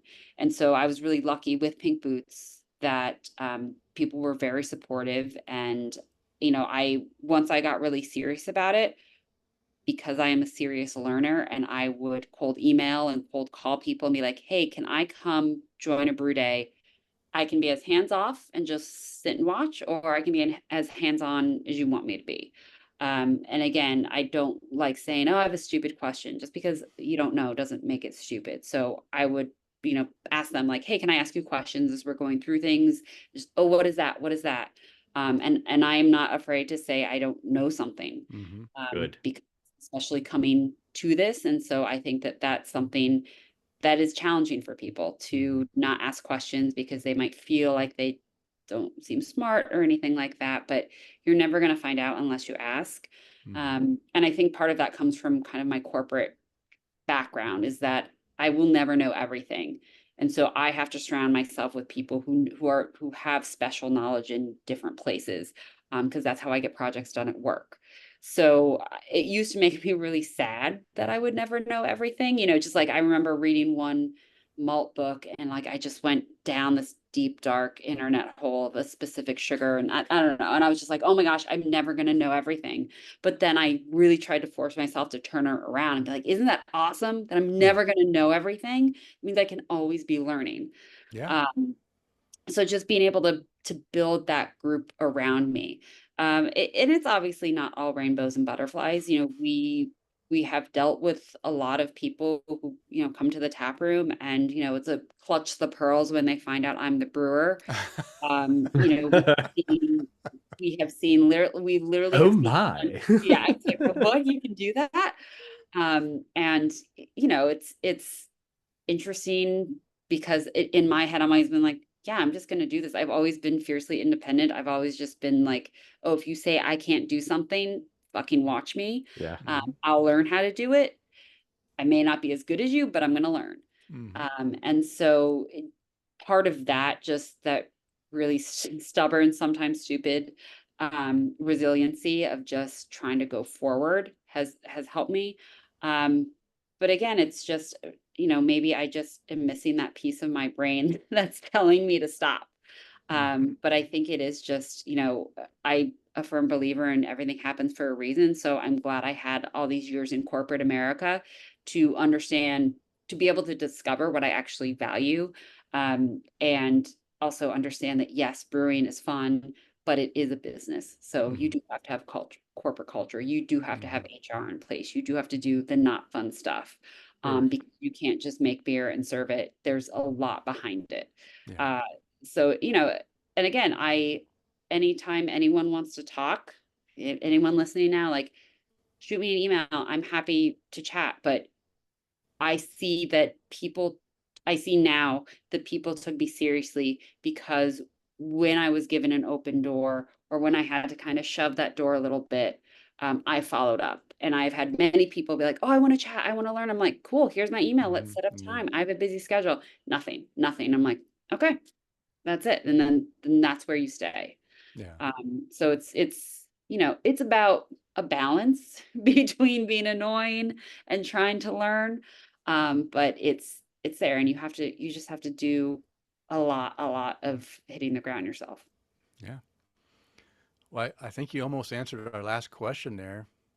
I mean, I'll just I'll just I'll just say it, Yeah, and if you go for say, it. "Yeah, what I just said is what I said," I said, since we are an educational podcast, what is one thing you learned about owning a brewery or brewing beer that you'd like to share with our listeners? And I think Pretty much nailed some that one. yeah, you pretty much said just do what you say you're going to do, and just tenacity, right? Just keep at it, and don't give in. But is there anything else that you didn't say that you wanted to Well, provide I think advice? one of the challenging things in beer, and where kind of the beer bro culture kind of Mm, gets stuck in, yeah. is that, we have the BJCP guidelines. So there are award-winning beers, literally because it's the perfect color, all of these things according to these guidelines. Would I love to be able to create BJCP beers? Sure. Because that means that you have done the science experiment and you Mm-hmm. have done it to a T. But again, it's such a fascinating world of everybody's different water. And even if Mm-hmm. RO and put everything back so you have the exact measurement, it's like, it's still, again, it's a different system. It's a different it's, Mm-hmm. the temperature is different. It's a different pollen in the air. Like, Mm-hmm. there's just so many factors that um, may not make that the two style. But then also, like, why are we all trying to do this two style? Mm-hmm. Let's talk about what our local ingredients are. Let's talk about what Mm-hmm. our feeling is that day. What's something Mm-hmm. cool we want to do? Why has a historical beer style gone out? Is it that Mm-hmm. too expensive to make? Or is it that, hey, actually, it's really simple and it's more of a smash beer, but people don't want to do that anymore because they want the new sexy hop, whatever is Mm-hmm. happening. So for me, it's always kind of, how can we make things interesting without going to bananas town? Mm-hmm. How can we be responsible with that? Like, I didn't want to make a sour because that is Mm. a resource intensive beer. Once the Philly sour yeast came out, I was like, great, I can start experimenting. The problem is a lot of sours have fruit. I did not want to, I could not afford to, Yeah. fresh fruit.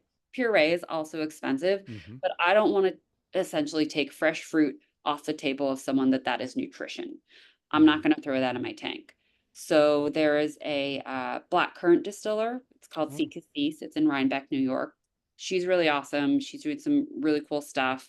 And so I asked her, I was like, what do you do with your spent black currants? And she's like, well, sometimes a farmer takes them or they go to compost. And I was like, can I get some of those black currants and I'll take them to compost after? So I brewed my sour with the spent black currants. So Oh, you got a wow. little bit of the Wow. flavor, a little bit of the color, but I was just one stop before compost. Yeah. I wasn't, I'm not getting a ton of sugars from them. I'm not, and it was a bloodbath making it. Like I forgot like that color. I was just like, but the brew house was a disaster.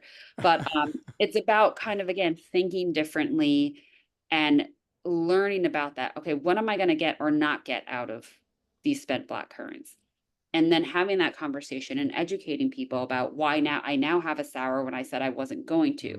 Mm. We always want to use our brewery as an educational experience. And Mm-hmm. I look forward to, in a couple years, we're talking with Berkshire Community College about having some sort of brewing program so that people can understand everything that goes into brewing, goes into running a business, Mm-hmm. production management, and how to balance, having enough grain and not too much, and all those different things. Mm-hmm. So it's just again, staying true to yourself. And I always say, like, if I don't make it, at least I tried to do it my way and I tried to make a little bit of a change. Mm-hmm. And hopefully that resonates somehow and I can make it. But, if I don't, I'll go out on my own terms. Sounds great. Can't argue with that. Yeah. No, I'm Not at all. I don't know. I'm excited. I need to come visit Absolutely. and taste a beer and see what you can make because you're right. Nobody wants beers that all taste the same. You know, innovate, do your own thing. I love the idea of taking something that's already was going to compost and still getting use out of it. That is Mhm. wonderful. And making a good beer that you said you weren't going to make because you didn't think you had the you know the stuff to do it. And no, it's all good. I'm really happy that Tara wrote into us and said we must talk to you because I've thoroughly enjoyed listening to everything you've had to say tonight, and I think our listeners will also enjoy hearing your story. And maybe you'll get some visits from more That's of our that's so listeners. well known. And I appreciate I remember and they're like, oh my gosh, we have to tell you about this podcast. I was like, okay. Yeah, I remember. Yeah. Yeah. So, but that's it. That's the end of our question, Sarah. You did a great job. I'm sorry we kept you as long as we did, but I Always really did happy to talk enjoy. about beer. Yes, yes. But before we let you go, Yeah. we always like to give a chance to, if you like to thank anyone out there, like your husband, Mike, for, you know, tending the bar while He was you're holding sitting here down the chatting with fort. us, hold down the fort. But, if you want to raise your glass to someone out there, we'll let you raise your glass. And of course, provide your, I'll have a link to your brewery page on our show notes. But if you want to provide any other social media, you can do that as well. Yeah. I mean, obviously my partner in crime, my husband, always, he doesn't necessarily always want to talk about beer, so that's challenging. But also I always like to thank so Krista, who runs Beer Witch in Brooklyn. She was the first person I met at Pink Boots meeting. Okay. And I worked as a beer tender once she opened her place. She has a fucking amazing palate. The Oh, beer nice. list she puts together for both tap and bottles, like she is fantastic. Hmm. So if anybody's ever in Brooklyn, go to Beer Witch. Okay. Also, Kris at Beer Wax, which was around the corner from where we lived. We spent a lot of time there when we did not have heat and hot water. He also does, so he's, it's a bunch of vinyl, but he has just a couple kegs, and so everything's always changing, really concentrates on local. But he was also someone just like Krista who let me bring my home brews to him. And Mm. I'm a fan of brutal honesty, so I was like, tell me what you taste, tell me what you don't taste. Mm-hmm. And so it's always nice to go back there. And he is a DJ on the side, and for our 1 year anniversary at Hot Plate, we had him come up and Oh, DJ for the nice. party. So it was really cool. They have just a very supportive group. Um, and then yeah, I mean the whole Pink Boots crew. So, and I've met some amazing people. And some people that I really admired literally cried by meeting them. And I was like, oh my gosh. And now like I text with them. Mm-hmm. I'm like, oh my goodness. Um, but no, I think it's just anybody who puts up with me, I will raise a glass to. All right. But yeah, you can find us on Instagram, Facebook, Hot Plate Beer, and all the fun, cool things we try and do. All right. Excellent. Well, thank you, Sarah, and say hi to Mike for us. Tell him You we're will. sorry to miss him, but maybe next time we'll Yeah, be able well, to you chat just with got to him. come here. Yeah. Yeah, that's That right. works too. Yeah. Well, yeah, thank you again, Sarah. We appreciate you taking the time to hang out with us. And Thank you. guys, make sure you go check them out at Hot Plate Brewing Company. And if you're in the Pittsfield, Massachusetts area, go get some of their beers Mhm. and then tell us how it was. 'Cause Denny and I are going to have to try some soon. So, all right. Well, have a great evening. Much Thank you again. And appreciate it. hope to talk to you all soon. All right. Have a good Thanks, one. Sarah. All Bye. right. Bye. Bye-bye. All right, Kris. I need to take a bathroom break. Okay. We'll finish up some last business, and then we'll wrap this show up. All right. Okay.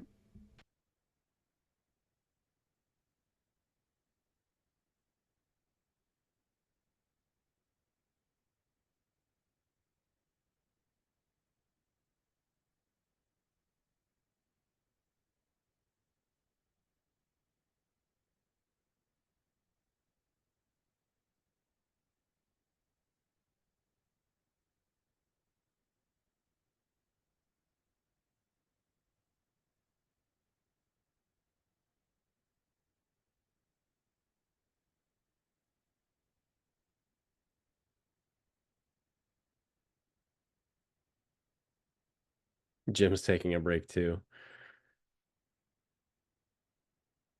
Well, sometimes we need to, Tara. Just got to take a break.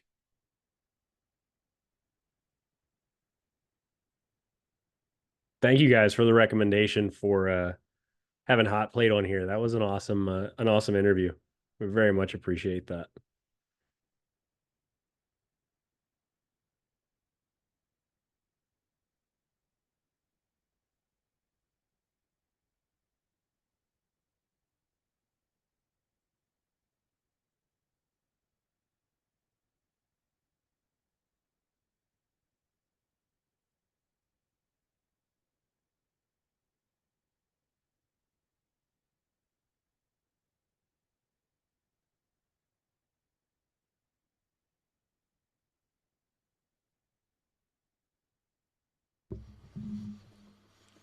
Okay.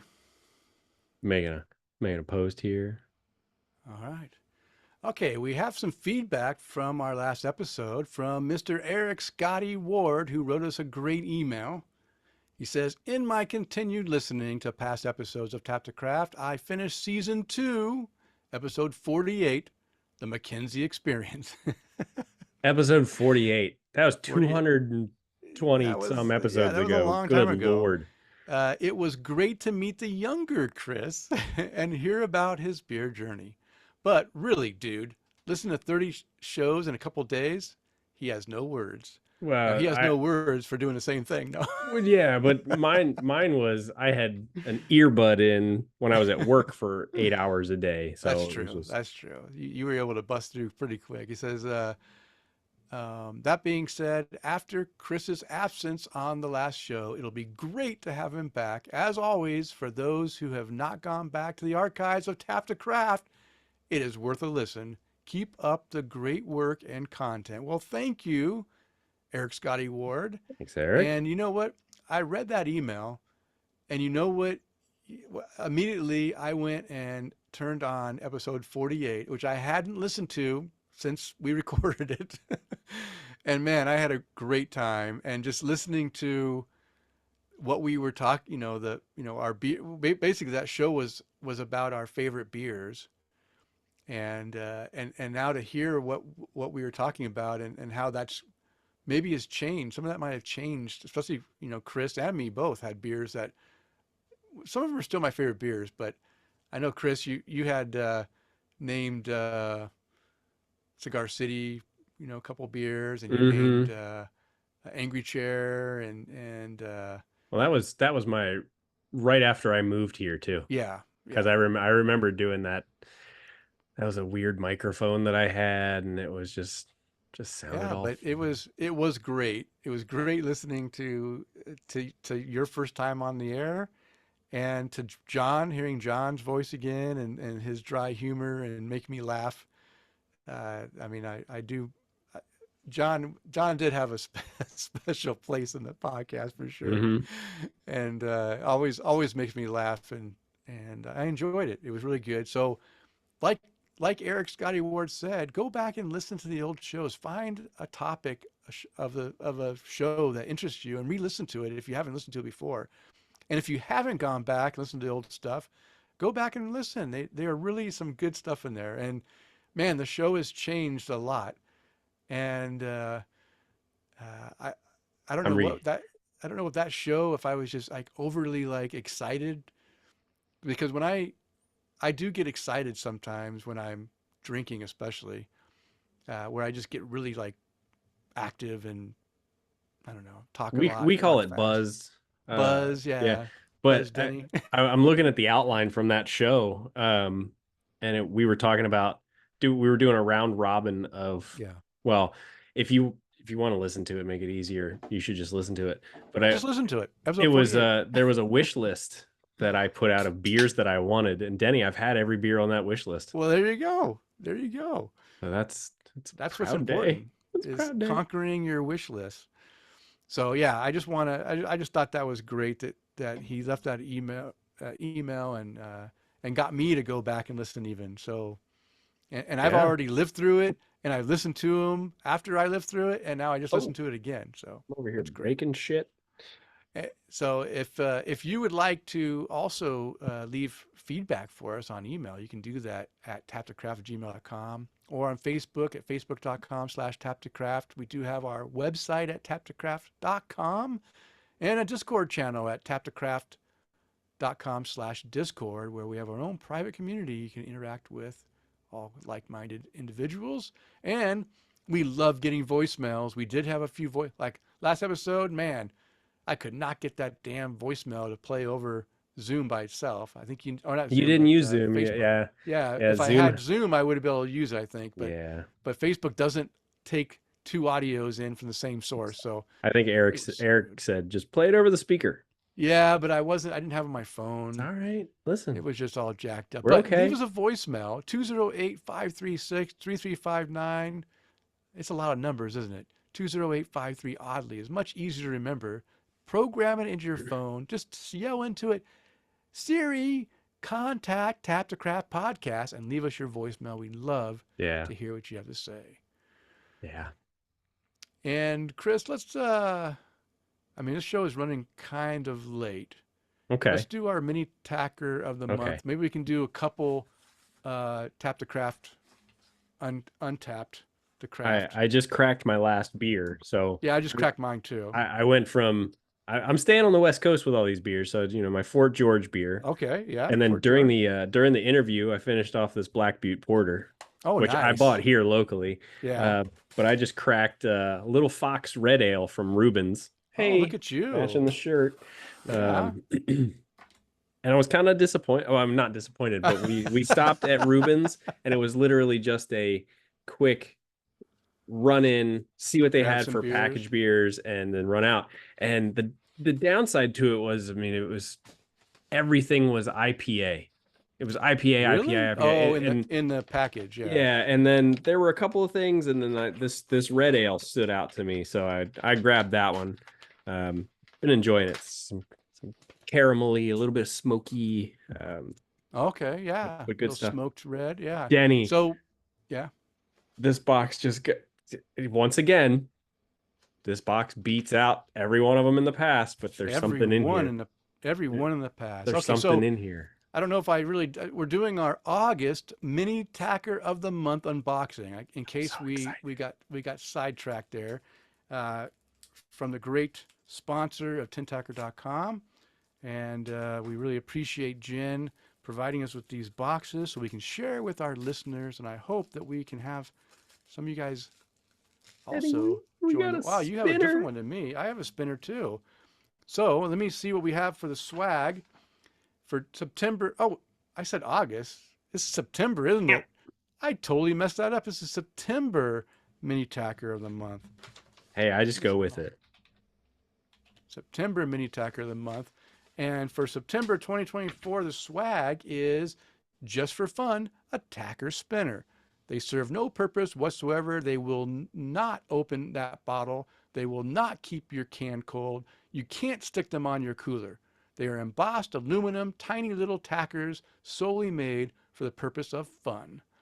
These tin tackers are not meant for hanging. They're meant for playing. Twist them on a hard surface and watch how long they spin. Which one did you get? The Frogtown Brewery, the Holler Brewing, the Pure Madness, or the Bad Dad Brewing Company? Oh, So I got the tell me you got Pure Bad Dad. Madness. Okay. No, Pure Madness,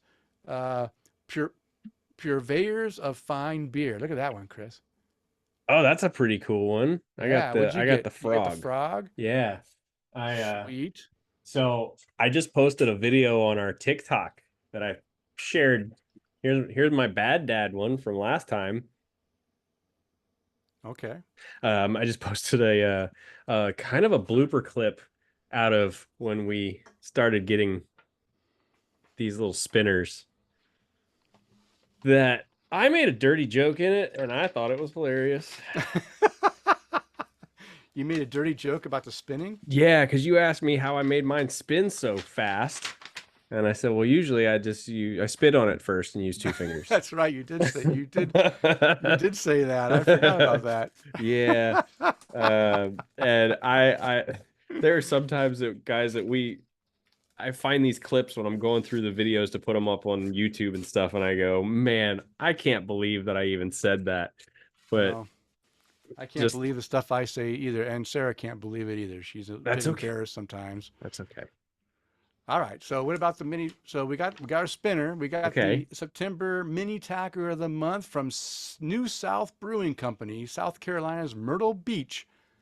Has some endearing monikers, including the Grand Strand, the Redneck Riviera, the golf capital of the world, and our favorite, Dirty Myrtle. Wow, that's a good spin there. Still going. That thing is going forever. I didn't even have to spit on it this time. Wow. New South Brewing is a name synonymous with Myrtle Beach. New South has several beers named after the beach, including their flagship Dirty Myrtle Double IPA and their little sibling, Little Dirty. Little is their uber popular West Coast style American Pale Ale. New South Brewing Company is located in, you guessed it, Myrtle Beach, South Carolina. So here we go. Boom, Little Dirty. Mine still looks like Boise in the background. Right through Boise right. there. Little Dirty, New South Brewing. And boy, does he look dirty. He's a dirty boy. Yeah, there's even like yeah, I like that. I like the color. Yeah, that's a cool one. Nice. This is cool. All right. Well, thank you, Jen. We always appreciate your sponsorship. You are, I think, my favorite sponsor we've had in 10 years. So you think? You're doing a great job. Great job. Okay, so Kris, do you want to do some Untap the Craft? Yeah, I'm ready to do it. You want to do some? Okay, we're going to now continue the conversation because it's time to Untap the Craft and see what our listeners are drinking according to Untapped. So let's make it kind of short if you can, Kris. Oh, it will be. Well, I mean, there's a lot, but I'm not reading your average check-ins. I want to talk about the great beers or the absolute disasters you guys put in your mouth. So remember, if you want us to read your untapped check-ins, make sure you follow me at my soon-to-be changed username, MCK1345. And we usually read your check-ins approximately 24 hours before show recording. So we're going to start right here in Tampa. Oh, no, nope, skipping that one. Sorry, David Campbell. Your DCB DBR by Cycle Brewing is not getting read on the air. I read it anyway. But scrolling on up, let's see what we got. These are some pretty mediocre check-ins. Alex Fuchs is going to be the first one. God, why do I always pick the ones that are hard to read? Cedrus Pusai Sausus. Let me know how I did, Alex. I don't know. It's a semi-dry cider. But he said it's pretty good for a Pisau. 4-cap rating. He gave it. What cidery was it from? Volfas Engelmann. Wow. Okay. Way to go, Alex. Yeah. So let's see. We'll scroll on up a little bit more. Bill Schlemmer checking into a Glowy, GLOE, by Supermoon Beer Company. He said wine grape aroma, very dry and tart, tasty. 4-cap rating for that one. And he's drinking it in his he's drinking it what looks like a wine glass anyway. But next on our list, Denny, you and I were tagged in this one. From Jeff Seiler. It's a Vermilion 2024 by Perennial Artisan Ales. He said, my first barley wine since last winter. Oh, Jeff, come on, man. You can drink barley wine all year. Yeah, those long. That's an all every it's season a summer beer. Yeah, I drink them on the beach. People give me crap for drinking stouts and barley wines in the summer. Tina was just complaining about that. And I was like, she's like, this is one you drink when it gets colder. I'm like, no, you drink it now. No, it's nice when it's colder, but it doesn't mean I have to drink them cold. Yeah. If I'm in an air conditioner, so let me tell you, as I've gotten older, I've become more sensitive to air conditioning and just like chilling my bones. So what is better? Drink a nice thing that warms me up, right? And I get warm by drinking these barley wines during summer. All right. Well, I mean, I always enjoy them. I don't care what time of year it is. I'll drink all the big beers. So he said, first barley wine. I don't know why, since last winter. I don't know why I've waited so long. This is delicious. Need to start drinking these year round. That's right. Yeah. 4.5 cap rating for that beer from Jeff Seiler. Scrolling on up, Matt Griffo checking into an Oktoberfest by Raleigh Brewing Company. Matt, he just popped on too and said, it doesn't get cold down here. Yes, it does. It gets cold for 2 weeks in the middle of January. And when you're shivering and we're drinking stouts in my driveway, I don't want to hear you complaining. And Kyle Marrero checking in with us too, saying cheers. Kyle, good to see you, buddy. Matt said on the Oktoberfest, thanks again to Secondary Fermentation for the North Carolina Marzen. Honestly, as much as I used to go to Raleigh Brewing and ABS, I can't believe I haven't had this before. A bit on the dark end of the style color-wise, but holy shit, this is so good. I give it a 4.5 cap rating. Matt said it gets cool here. Yeah. Okay. I shiver here sometimes. Next on the list, Bill Schlemmer's been doing a lot of drinking. But as he should. Yeah. And we're trying to keep this one shorter, but a lot of check-ins on the Supermoon Beer Company. So cheers to those guys. But we got to continue the check-in streak. Oh, Chad for Chad Lamassa. Now he's drinking the Greater Pumpkin by Heavy Seas Beer, and he said, it's been about 5 years since I've had this, and it tastes like I remember. A touch boozy, but the bourbon barrel flavors come through nicely. A good amount of pumpkin, some clove, pretty nice. 4.5 cap rating for that check-in. And there's a name I don't get to read too often either. Buck Buchanan. Buck Buchanan! Out in Oklahoma City, Oklahoma. Checking into a Bourbon County brand Angel's Envy 2-year cask finish stout. Angel's Envy. I turned down that beer because I just didn't want to spend, I don't remember how much for it. But well, Angel's Envy is expensive, is kind of pricey whiskey that I Right, yeah. So he's enjoy. actually got the bottle of beer sitting next to a bottle of Angel's Envy too. Oh, does he? Oh, I gotta see He's which one he got so I can. he said, I guess I need a Monday beer. Nice stout, sweet finish. Props to Budweiser for another good stout. It's the finished rye. So he's got the The finished rye. That's what I want too. Yeah, I yeah, want the rye one. Yeah. yeah. Okay. Okay. I'm gonna get that one. 4 3/4 caps for Me that and Buck will check-in. be like brothers. Yeah, well, I mean, either he's right in the middle between you and I too. So Yeah. it's kind of like I've already went and visited him, so I know. I need to get out. I need to travel. I'm just not traveling unless I go yeah, to Oregon yeah. or I travel in my RV, my trailer. That RV. Well, I got to read this one because there's two of our stickers in the background. Eric Ooh. Gronley checking into an Oktoberfest from Sierra Nevada. Yeah. The 2024 version of it. Great season for beer. Pilsner flavors start with more of a medium body. Some hop, bitterness, and citrus rounds out very nicely. No rating on that one, but we'll see what else is next on the list. Tammy Miller is drinking a Naramata Nut Brown Ale by Cannery Brewing. And she said the beer smells delicious and it tastes exactly how it smells. Cannery Brewing Company out of Penticton, British Columbia. Oh, nice. Oh, we got our Canadian listeners. Yes. Awesome. So this is a surprising phenomenon for me. She says, as aroma and taste are usually quite a separate experience for me. It is nutty with a blast of molasses. I really Ooh. like it. Ooh, And nice. that was what everybody's drinking, Denny. All right. Great job. All right. Well, we can't leave without talking about our new and noteworthy beers. Kris, I know you haven't logged all your beers. I know you drank some great beers while we were together drinking Mm-hmm. beers together, and Yeah. when you were in Seattle and in Leavenworth, Washington, and at the Gorge watching your Dave Matthews Band 3 nights in a Mm-hmm. row, making history. Epic. So, do you want to go first, or want me to go first? I'll go first. So this was a hard one to go through because I had so many beers. If once I get through all of them, something tells me there were 20 or 30 different beers that At I least, need to check into. yeah, Um, I mean, literally, I'm having two of them that I brought back with me tonight. yeah. This one you gave me one of. I had a 6-pack of this little fox from Rubens.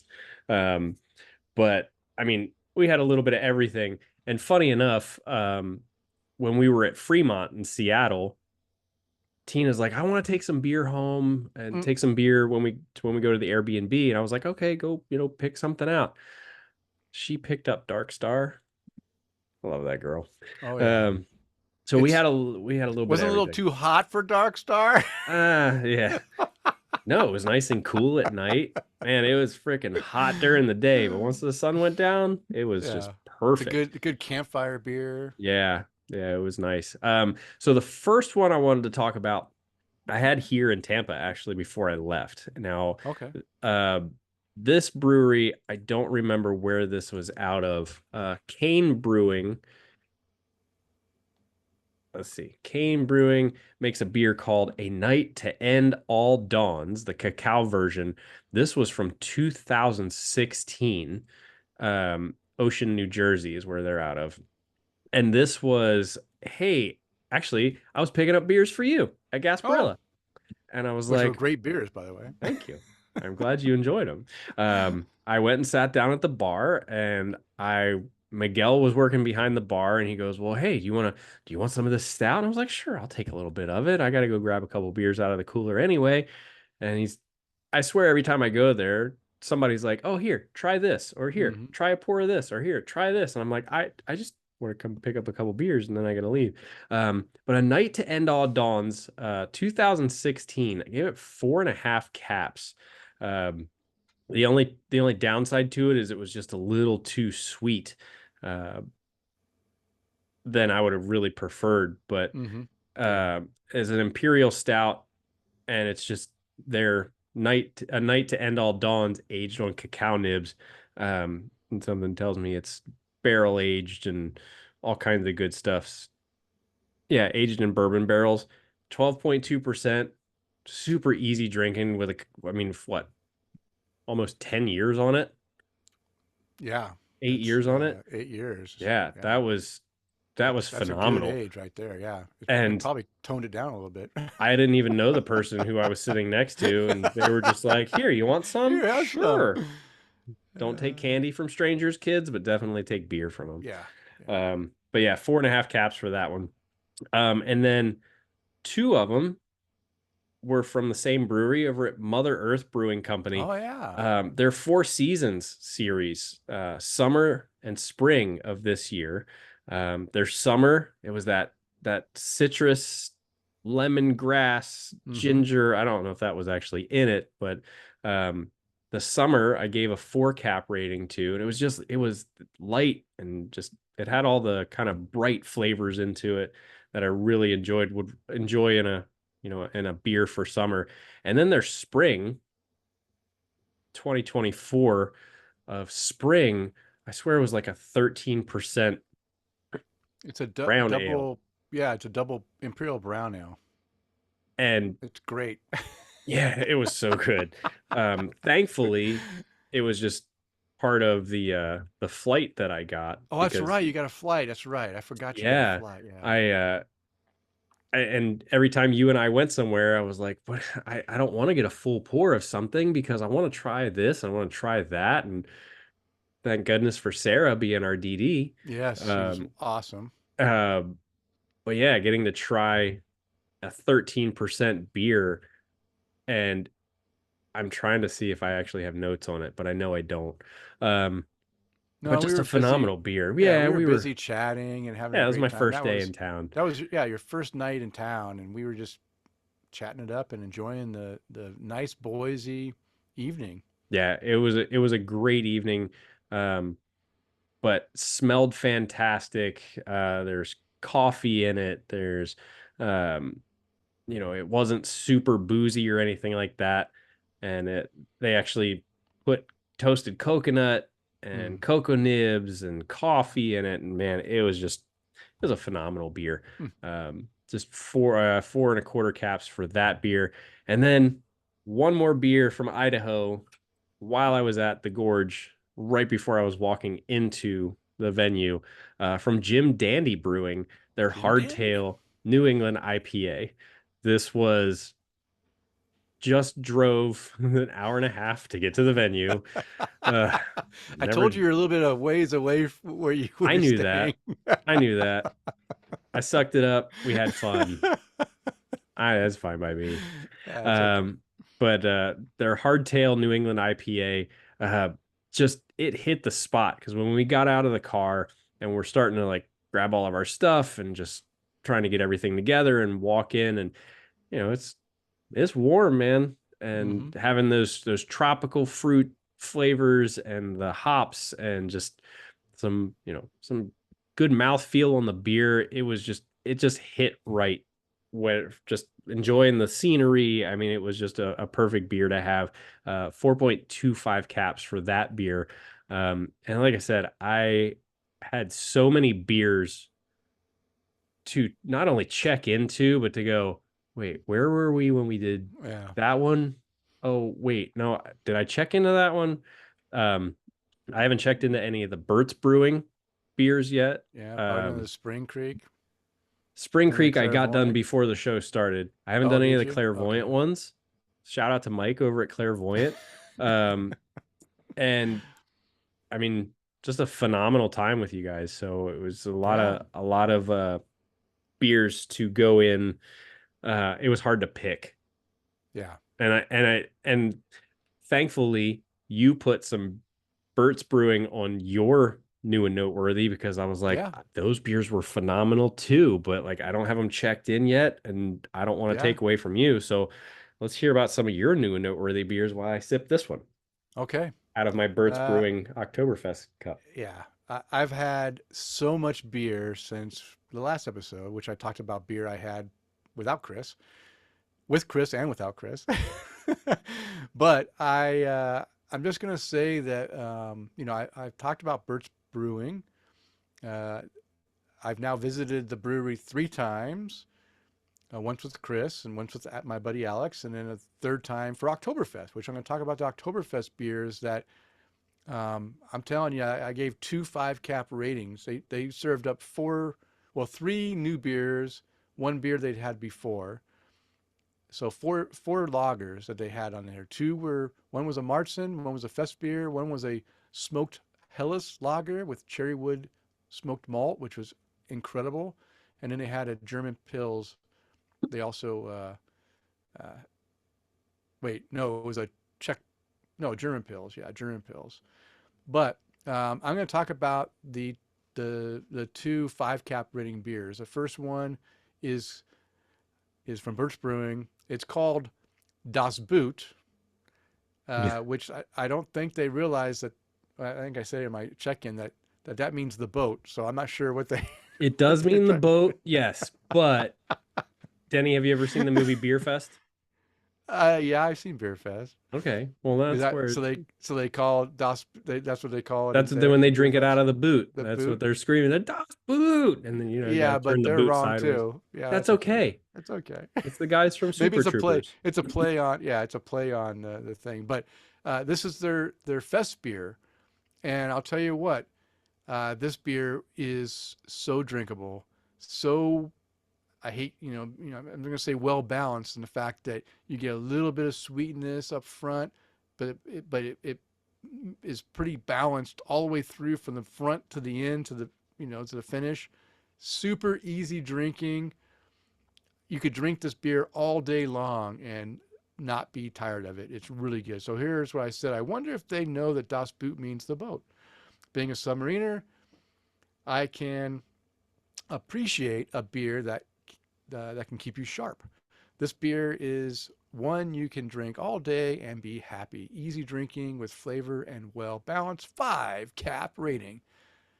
Yeah, Bert's Brewing is slowly, might end up taking over my favorite Boise brewery if they keep up this great beer. I mean, they do some really good beer. The next one is their Oktoberfest Marzen beer. Now, keep in mind, all these beers that they had, all were different beers. Now, some may say Festbier and Marzen, same thing. No. They did not brew these beers the same. They are distinctively different, and they each are, very good in what they do. So the Marzen style, I said, it's an Oktoberfest. Oh, it's Oktoberfest at Bert's Brewing. Pre-ordered 2 of these awesome German ceramic mugs. Show the mug there, Kris, to our listeners that are watching. That mug that Kris has right there. Yes, Kris has one too. Thank you, Rob and Sydney. Brought it all the way back from Boise. All the way from Boise. Great Marzen lager. Has a nice, slightly sweet malty front with a drier finish. A beer I can drink a few liters worth. 5 cap rating. Really good. And not the same as a Festbier. And the last beer is a beer from Alex Fuchs that he provided to me when he was here a few weeks ago. It's from Suitcase Beer Company out of Israel. It's called the Shoobi Dubi. It's a smoothie sour. It's a smoothie Dubi sour. Yeah, smoothie Dubi sour. 4.5 cap rating here. I said, wow, this pastry sour is really good. Has a bit of raspberry and strawberry tartness with a smooth, creamy mouthful fill, thick too. The finish has a bubblegum flavor as well. It's a keeper. Thanks, Alex, and great job, Gilad. 4.5 cap rating for that. So really good beers. I had a ton of beers.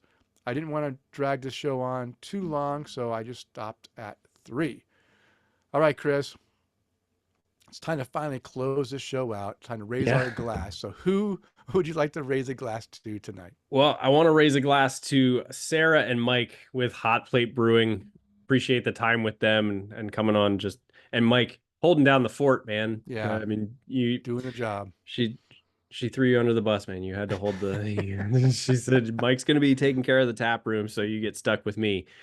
Listen, we'd love to chat with you both again. It was a great interview, and thank you again for your time.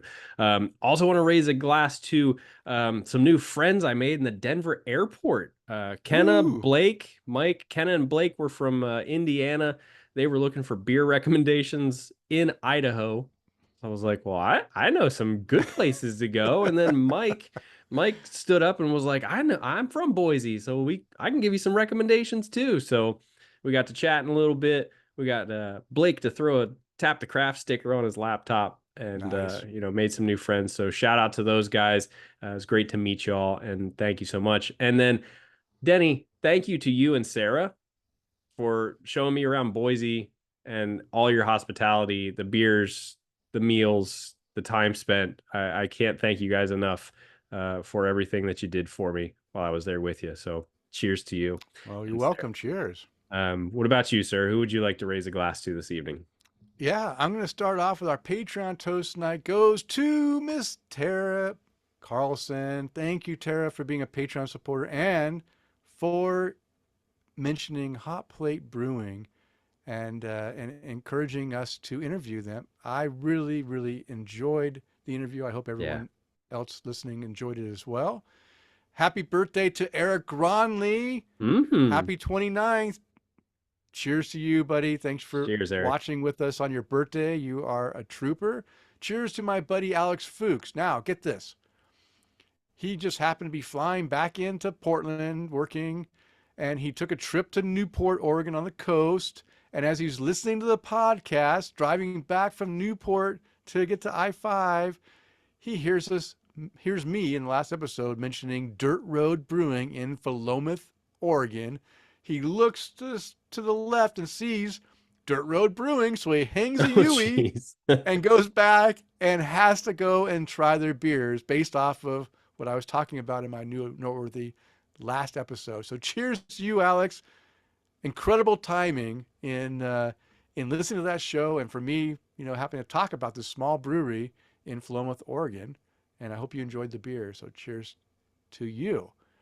And of course, being a former serviceman, I want to raise my glass and thank all those who have served and are currently serving in the U.S. military services, protecting our freedoms. I hope all who are deployed are able to return home safely to their families very soon. And thanks for your service. And Kris, why don't you go ahead and raise a glass to our sponsor? Definitely. Would love to raise a glass to the folks over at Tintackers, the provider of sweet metal beer signs that will make your walls happy. Tintackers has a vast selection of embossed aluminum beer signs, perfect for your garage, home bar, or man cave. They have the biggest selection with the best prices. They also have a mini Tacker of the Month club, which is a club just for craft beer lovers who collect tin tackers. A surprise in your mailbox every month. Go visit their website at tintackers.com and use the promo code TAPTHECRAFT at checkout to save 10% on your entire order and to let them know we sent you. All right. You can find the beers and the link to Hot Plate Brewing on the show notes located on the show post at tapthecraft.com. And it is last call. It is time to bring the show to a close. We want to thank you for downloading and listening. We ask you to please tell a friend. And of course, subscribe on your favorite podcast app. And as a reminder, we release a new show every 2 weeks. Now go out there and spread the good word of craft beer. Cheers. Cheers.